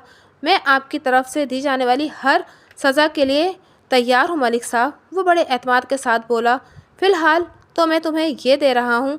मैंने वो तलाई लॉकेट उसके जानिब बढ़ाते हुए कहा, इसे संभाल कर अपनी जेब में रख लो। उसने फ़ौरन मेरे हुक्म की तामील की और सवाली नज़र से मुझे देखने लगा। बशीर अहमद, इस लॉकेट का चाय वकू से मिलना ये ज़ाहिर करता है कि ये या तो उन डाकुओं में से किसी का है और या फिर फ़ीका रुखसाना बसीर में से किसी का। मैंने ठहरे हुए अंदाज में उसे हिदायत जारी की, इन डाकुओं को कोई भी सिरा अभी तक हमारे हाथ में नहीं है, लिहाजा सरदस्त तुम रुखसाना बसीर और फ़ीका के घर वालों से इस लॉकेट के बारे में मालूमात जमा करो। अगर ये लॉकेट इन तीनों में से किसी का नहीं तो फिर लाजमन इस लॉकेट का ताल्लुक इन डाकुओं में से किसी से है। कल वक्त की कमी के बाइस हम चाय वकू से सीधे चमनाबाद चले गए थे और हमें कोट सिंधु की तरफ रुख करने का मौका नहीं मिला था। आज तुम ये काम भी कर गुजरोगे, मुझे ये बात समझ रहे हो ना? बिल्कुल समझ रहा हूँ जनाब। वो बड़े एतमाद से बोला, मैं शाम तक आपको कोई अच्छी रिपोर्ट देता हूँ। अगर नींद सता रही है तो घर जाकर अभी थोड़ा सा आराम कर लो। मैंने सताइशी नज़र से इस तरफ देखा। इसके बाद मिशन शुरू कर देना। नहीं मलिक साहब, पहले काम फिर आराम। वो एक झटके से उठ खड़ा हो गया। मैं जब तक आपको कोई खुशखबरी नहीं सुना देता मुझे चैन नहीं आएगा और मुझे उम्मीद है कि मैं रात तक कोई तीर मारने में कामयाब हो जाऊंगा। अल्लाह तुम्हें हिम्मत और हौसला अता फरमाए, मैंने तहे दिल से कहा। बशीर अहमद के जाने के थोड़ी देर बाद ही अस्पताल से फ़ीका कोचवान की लाश और पोस्टमार्टम की इब्तदाई रिपोर्ट भी आ गई। मज़कूरा रिपोर्ट हमारे कायम करदा अंदाज़ों की तस्दीक करती थी, जिसके मुताबिक फ़ीका कोचवान की मौत 7 जुलाई की सहपहर 4 और 5 बजे के दरमियान वाक़ हुई थी और इसकी मौत का सबब उसके सर पर लगने वाली वो कारी ज़रबात थी जिन्होंने उसकी खोपड़ी को मुख्तलिफ मकामात से चटखा दिया था। फीका के पेट से गोली भी निकाल ली गई थी। इस गोली ने फीका की आंतों को बुरी तरह जख्मी कर दिया था। मैंने 2 कांस्टेबल की मायत में फीका की पोस्टमार्टम शुदा लाश को एक तांगे में डालकर मोजे जमालपुर रवाना कर दिया। जैसा कि मैं शुरू में बता चुका हूँ कि Jamalpur GT road railway line के दरमियान वाक़ था और मेरा थाना भी जीटी रोड पर ही था। मेरे थाने से मोजे जमालपुर का फासला कमोपेश 1 मील था। किसी तांगे या घोड़े पर सवार होकर 10 से 15 मिनट में यह फासला बआसानी तय किया जा सकता था। फीका की लाश को गांव रवाना किए 1 घंटा गुजरा था कि छोटा राना मुझसे मिलने थाने चला आया। अस्सलाम वालेकुम मलिक साहब। वो मेरे कमरे में आकर बाआवाज़ बुलंद बोला।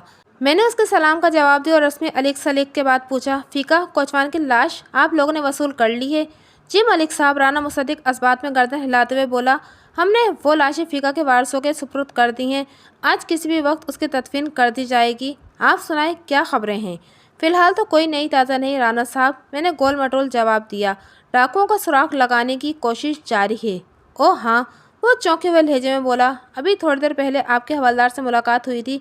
वो किसी तलाई जंजीर के बारे में पूछगछ कर रहा था। हाँ, वो तलाई लॉकेट हमें जाए वकूफ़ से मिला है। अगलबल इम्कान इस बात का है कि वो इन डाकुओं में से किसी का है, लेकिन तफ्तीश के मामले में चूँकि किसी रुख को नज़रअंदाज नहीं किया जा सकता, लिहाजा ये सोच करके वकू के वक्त फीका, रुखसाना, शीरी और बसीर भी टांगे में मौजूद थे। पूछगछ की जा रही है कि कहीं इस तलाई लॉकेट का ताल्लुक इन लोगों में से तो किसी से नहीं। मैंने आपके हवलदार की तसल्ली कर दी है, वो ठहरे हुए लहजे में बोला। अब वो जमालपुर से निकलकर चौनाबाद की तरफ गया है। मैं समझा नहीं राना साहब। मैंने उलझन ज़रा नज़र से उसकी तरफ देखा। तसल्ली कराने से आपकी क्या मुराद है? मतलब यह है कि मैंने हवलदार साहब को यकीन दिला दिया है कि वो तलाई लॉकेट ना तो रुखसाना का है और ना ही फीका का। वो वजाहत करते हुए बोला। और भाई साहब से भी मैंने इस सिलसिले में बात की थी, तो उनका कहना यह है कि उन्होंने शीरी के पास भी कभी यह लॉकेट नहीं देखा, जिसका साफ मतलब ये हुआ है कि इस तलाई लॉकेट का हमारे गांव से कोई ताल्लुक वास्ता नहीं। ठीक है, अब मेरी बात समझ में आ गई है। मैंने असबात में गर्दन हिलाई, फिर पूछा, बड़े राना साहब का क्या हाल है? बहुत गमज़दा हैं जनाब, वो अजीब से लहजे में बोला। इतनी छोटी बीवी को याद कर करके आहें भर रहे हैं। शीरी राना मुसद्दिक के रिश्ते में भाभी लगती थी, लेकिन मैंने उसके अंदाज में शीरी के लिए वो अदब व एहतराम नहीं देखा था जो इस रिश्ते का मुतकाजी था। कल अस्पताल में भी इसने शीरी के लिए मनहूस का लफ्ज़ इस्तेमाल किया था, लेकिन बसीर की मौजूदगी के बायस वो बात को आगे नहीं बढ़ा सका था। उसे कुरेदने का ये अच्छा मौका था, लिहाजा मैंने राजदाराना लहजे में कहा, राना साहब ये मुनासिब तो नहीं लग रहा कि मैं आपके घरेलू मामलात पर बात करूं, लेकिन मैंने महसूस किया है कि आप राना तसद्दुक की दूसरी शादी पर खुश नहीं हैं। कल अस्पताल में भी आप मुझे कुछ बताना चाहते थे, लेकिन फिर किसी मसलहत की बिना पर आपने बात गोलमोल कर दी थी। आपके एहसासात गलत नहीं है मलिक साहब, वो गहरी नज़र से मुझे देखते हुए बोला। सिर्फ मैं ही नहीं, हवेली का कोई भी फ़र्द इस शादी पर खुश नहीं। इसका कोई ख़ास सबब नहीं, असबाब कहिए जनाब, वो मायने खेज अंदाज में बोला। मैंने पूछा, क्या आप इन असबाब पर थोड़ी रोशनी डाल सकते हैं? ऐन मुमकिन है कि आपकी बातों से मुझे डाकुओं की रसाई का कोई रास्ता मिल जाए। भाई साहब अपनी मर्जी के मालिक हैं, उन्होंने जो करना था वो कर डाला। बहरहाल शीरी अब हमारी हवेली की इज्जत है, अगरचे वो इस मकाम के काबिल नहीं थी। उसने बताना शुरू किया, आप चूँकि डाकुओं तक पहुंचकर हमारी हवेली की इज्जत को वापस लाना चाहते हैं, इसलिए आपसे खुलकर बात करने में कोई हर्ज नहीं है। पुलिस डिपार्टमेंट पर एतमाद करने का शुक्रिया राना साहब, मैंने दोस्ताना अंदाज में कहा। इंशाअल्लाह मैं आपको मायूस नहीं करूँगा। मैं पूरे पुलिस के डिपार्टमेंट पर नहीं, सिर्फ आप पर भरोसा कर रहा हूँ मलिक साहब, वो दो टोक अंदाज में बोला। आप एक सच्चे और खरे इंसान हैं, बेफिक्र हो जाएं। मैंने उसकी तसल्ली की खातिर कहा, मुझ पर एतमाद करने का आपको अफसोस नहीं होगा। आपको जो भी कहना है खुलकर कहिए। तो सुनिए जनाब, वो एक गहरी सांस लेते हुए बोला। पहली बात तो यह है कि सुल्ताना भाभी एक नेक दिल जन्नती खातून है। उन पर सौतन लाकर भाई साहब ने बहुत बड़ा जुल्म किया है। वो मुँह से कुछ नहीं बोलती, लेकिन उनकी आंखें और चेहरा चीख चीख कर कहते हैं कि वो बड़ी अजियत में है। अगर वो भाई साहब के लिए औलाद पैदा नहीं कर सकी तो उसमें उनका क्या कसूर? आप जानते हैं औलाद तो मर्द के नसीब से होती है। अगर शीरी से भी नहीं हुई औलाद उनकी, तो क्या वो तीसरी शादी करेंगे? थोड़ा तौक़ुफ़ करके उसने सवाली नज़र से मुझे देखा। मैंने उसके विचार पर कोई तबसरा करना ज़रूरी ना समझा।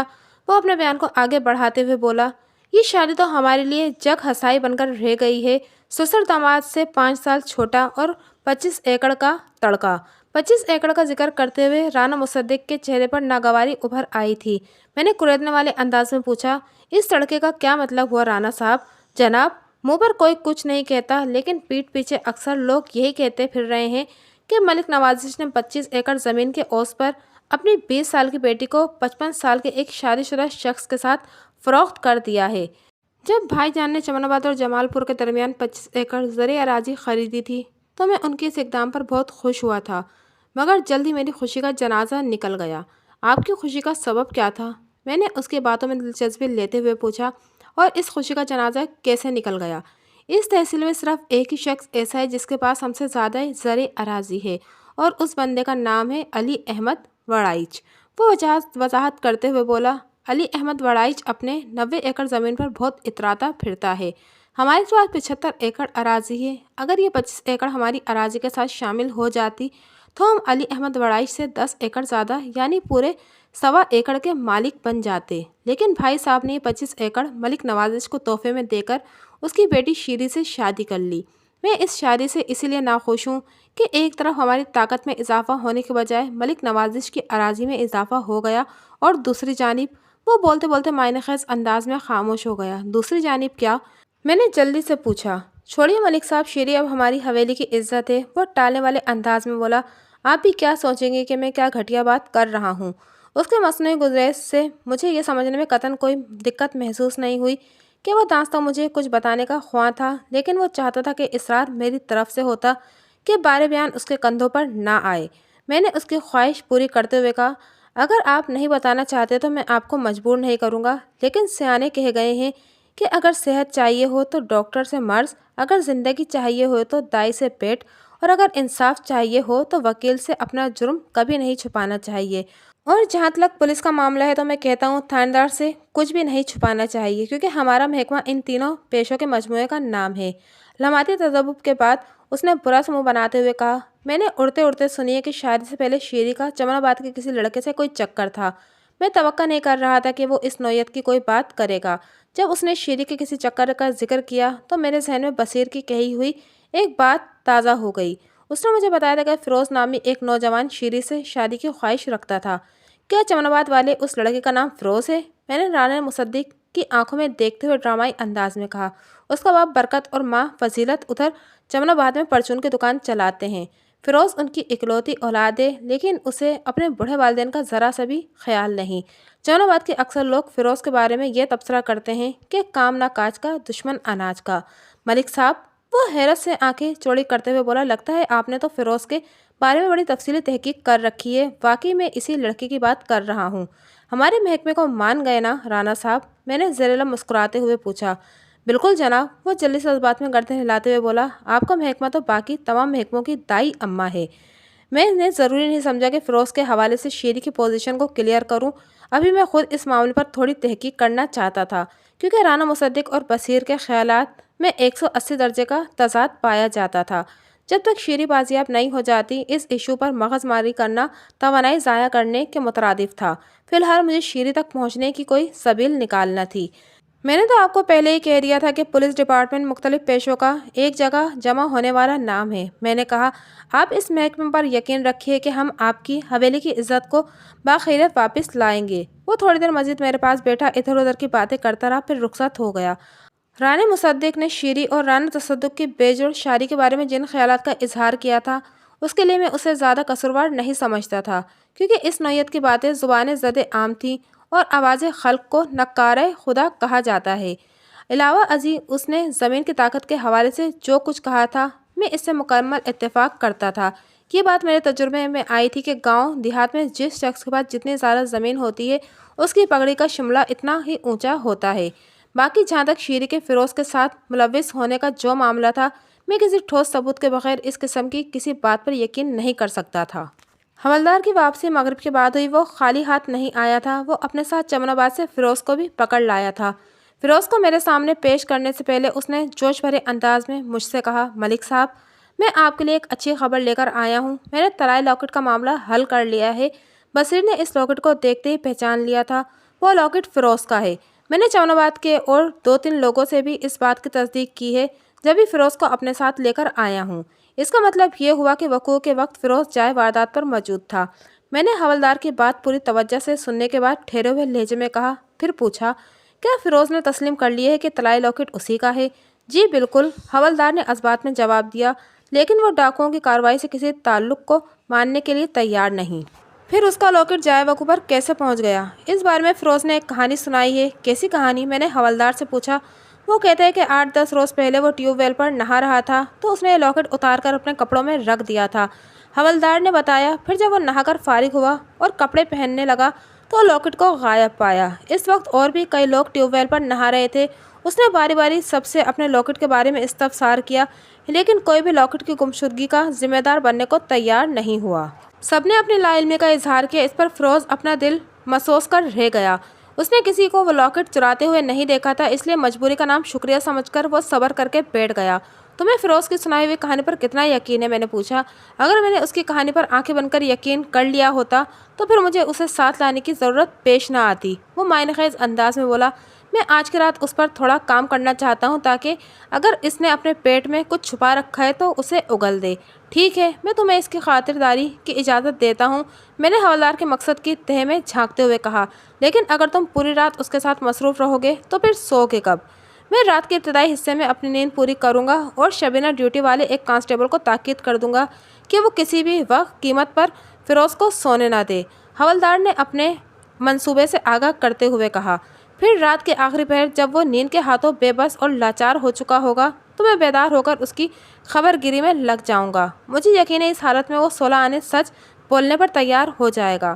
تمہارا آئیڈیا اچھا ہے بشیر احمد۔ میں نے ستائشی انداز میں اس کی طرف دیکھا اور کہا، جس کانسٹیبل کو تم فیروز پر مطمئن کرو اس سے کہہ دینا کہ وہ وقفے وقفے سے اسے گلاس بھر بھر کر پانی پلاتا رہے، لیکن اسے رفع حاجت کی اجازت نہ دے۔ جب اس کے مثانے پر پیشاب کا زور پڑے گا تو وہ بھی زبان کھولنے پر مجبور ہو جائے گا۔ ٹھیک ہے جناب، میں آپ کی بتائی ہوئی ترکیب کو بھی شامل کر لوں گا، وہ فرما برداری سے بولا۔ فیروز کا کوئی ذریعہ آمدنی نہیں ہے، میں نے سوچ میں ڈوبے ہوئے لہجے میں کہا۔ اس سے یہ بھی پوچھنا ہے کہ وہ طلائی لاکٹ اس کے پاس کہاں سے آیا ہے۔ اس کا جس قسم کے لوگوں کے ساتھ اٹھنا بیٹھنا ہے، اس سے تو یہی لگتا ہے کہ فیروز نے وہ لاکٹ کہیں سے چوری کیا ہوگا، اس لیے وہ چوری کے مال کی چوری پر خاموش ہو کر بیٹھ گیا ہے۔ حوالدار نے میری ہدایت کے مطابق عمل کرنے کا یقین دلایا۔ میں نے پوچھا، اس بنٹے کی آنکھ والے ڈاکو کے بارے میں کچھ معلوم ہوا؟ میں نے جمال پور، چمن آباد، کوٹ سندھو اور ارد گرد کے کئی علاقے کے لوگوں سے پوچھ تاچھ کی ہے اور پتہ چلا ہے کہ اس طرح کی آنکھ والا ایک شخص موزے سوڈیوال میں رہتا ہے۔ حوالدار نے بتایا، اس کا نام منظور عرف جھورا ہے۔ جھورا کی ریپوٹیشن ٹھیک نہیں بتائی جاتی، وہ چھوٹے موٹے جرائم میں ملوث پایا گیا ہے۔ حوالدار کا انکشاف بڑی اہمیت کا حامل تھا۔ موزے سوڈیوال جمال پور سے 4 میل کے فاصلے پر مشرق میں واقع تھا اور یہ گاؤں بھی میرے تھانے کی حدود میں آتا تھا۔ جھورا کسی زاویے سے اس واردات میں ملوث تھا یا نہیں، لیکن جرائم پیشہ ہونے اور ایک پتھر کی آنکھ رکھنے کی بنا پر اسے شامل تفتیش کرنا میرا فرض اولین بنتا تھا۔ میں نے اس سے نیک مقصد کے لیے صبح کا انتظار نہیں کیا اور 3 ہوشیار قسم کے اہلکاروں کی ایک ٹیم بنا کر انہیں جھورا کی گرفتاری کے لیے اسی وقت روانہ کر دیا۔ اس کے بعد میں اپنے کوارٹر میں چلا گیا۔ 10 جولائی کی صبح بڑی سنسنی خیز تھی۔ میں حسب معمول تیار ہو کر اپنے کمرے میں پہنچا تو کئی ایک خبریں میری راہ دیکھ رہی تھیں۔ میں جیسے ہی اپنی سیٹ پر آ کر بیٹھا تو حوالدار بشیر احمد میرے پاس آ گیا۔ ملک صاحب، وہ جوش بھرے انداز میں بولا، میں نے فیروز پر اپنی ریسرچ مکمل کرنے کے بعد جھورا پر کام شروع کر دیا ہے۔ اوہ! میں ایک گہری سانس خارج کر کے رہ گیا۔ تو میری بھیجی ہوئی ٹیم جھورا کو گرفتار کر کے لے آئی ہے؟ جی، وہ لوگ رات کے آخری پہر واپس آئے ہیں، حوالدار نے بتایا۔ جھورا کے چہرے پر داڑھی بھی اور اس کی دائیں آنکھ میں مصنوعی ڈھیلا بھی ہے۔ وہ بصیر کے بیان کردہ حلیے پر پورا اترتا ہے اور اس کا پس منظر بھی مجرمانہ ہے، لیکن اس کی زبان کھلوانے کے لیے مجھے خطرناک ہتھ کنڈے استعمال کرنا ہوں گے۔ وہ آسانی سے کچھ نہیں بتائے گا۔ تو پھر انتظار کس بات کا ہے؟ میں نے شفاف لہجے میں کہا۔ اگر وہ ہمارے مطلوبہ شخص کے حلیے پر پورا اترتا ہے تو تمہیں فوراً کام شروع کر دینا چاہیے۔ اوکے ملک صاحب، وہ خوش ہوتے ہوئے بولا، بس آپ کے حکم کا انتظار تھا۔ تم نے کچھ نیند بھی لی یا انہی کاموں میں لگے ہوئے ہو؟ پورے 4 گھنٹے سوئے ہوں جناب، اور اب بالکل حشاش بشاش ہوں، وہ خاصے کرارے لہجے میں بولا۔ میں نے پوچھا، فیروز سے کوئی کام کی بات معلوم ہوئی؟ نہیں جناب، اس نے اپنی اسٹوری میں کوئی تبدیلی نہیں کی، اس نے بتایا، اور ہاں، اس نے اس بات کا اقرار کر لیا ہے کہ طلائی لاکٹ اس نے ایک صراف کی دکان سے چرایا تھا۔ ٹھیک ہے، تم فیروز کو رہا کر دو، میں نے فیصلہ کن لہجے میں کہا۔ اب ہمیں اس کی ضرورت نہیں۔ کیا وہ طلائی لوکٹ بھی اس کے حوالے کر دوں؟ حوالدار نے پوچھا۔ ہرگز نہیں، میں نے نفی میں گردن ہلائی۔ چوری کے مال کا فیصلہ بعد میں کیا جائے گا۔ کیا تم نے اس صراف کا نام پتہ نوٹ کر لیا ہے جہاں سے فیروز نے وہ طلائی لاکٹ چرایا تھا؟ جی میں نے نوٹ کر لیا ہے۔ جب تک شیری کی گمشدگی کا معاملہ حل نہیں ہو جاتا یہ لاکٹ ایک شہادت کے طور پر ہماری کسٹڈی میں رہے گا۔ ٹھیک ہے ملک صاحب، یہ کہتے ہوئے حوالدار میرے کمرے سے نکل گیا۔ تھوڑی دیر کے بعد تھانے کے ٹرائل روم کی طرف سے حوالدار کے کارناموں کی صوتی اثرات فضا میں منتقل ہونے لگے۔ میں نے بشیر احمد کو کھلی چھٹی دے دی تھی، لہٰذا فری ہینڈ ملتے ہی وہ زیر حراست جھورا کے ساتھ کچھ زیادہ ہی فری ہو گیا۔ اس فری شپ کے نتیجے میں وقفے وقفے سے جھورا کی کرب میں ڈوبی ہوئی آوازیں بلند ہوتی رہیں۔ ایک خاص بات یہ تھی کہ جھورا نے اپنی صفائی میں ابھی تک کچھ نہیں کہا تھا۔ اگر وہ اس کیس میں کسی بھی طرح خود ملوث نہیں تھا تو پھر اسے کچھ نہ کچھ تو بولنا چاہیے تھا۔ اس کی مسلسل زبان بندی اس کے مجرم ہونے کی دلیل تھی۔ جھورا کی اس مستقل چپ نے بشیر احمد کو اور بھی زیادہ غضبناک بنا دیا تھا۔ جھورا کی زبان کھلوانا حوالدار کے لیے انا اور عزت کا مسئلہ بن گیا تھا، لہٰذا وہ ان لمحات میں ایک وحشی بن گیا تھا۔ جھورا 2 گھنٹے تک حوالدار کی وحشت اور دہشت کے سامنے ڈٹا رہا، پھر اس کے برداشت جواب دے گئی۔ اس نے فیقہ کوچوان کے قتل کا اقرار کر لیا۔ حوالدار اسے میرے پاس لے آیا اور بڑے فخریہ لہجے میں بولا، ملک صاحب میں نے ریکارڈر میں کیسٹ لگا دی ہے، آپ بٹن دبائیے، یہ فرفر بولنے لگے گا۔ اس نے فیقہ کے قتل کا اقبال کر لیا ہے۔ میں نے گھور کر جھورا کی طرف دیکھا۔ حوالدار نے تفتیش کے نام پر اس کی ایسی کم تیزی کر دی تھی، وہ اپنے قدموں پر بامشکل کھڑا تھا۔ آپ اسے پولیس کی ظالمانہ کارروائی کا نام دیں تو میں آپ سے کوئی بحث نہیں کروں گا، کیونکہ یہ ہماری مجبوری ہے۔ ہر نوعیت کا تشدد ہم صرف انہی لوگوں پر کرتے ہیں جن کے مجرم ہونے کا ہمیں یقین ہو جاتا ہے۔ اور حوالدار نے 2 گھنٹے تک اسی میڈیم میں جھورا سے گفتگو فرمائی تھی۔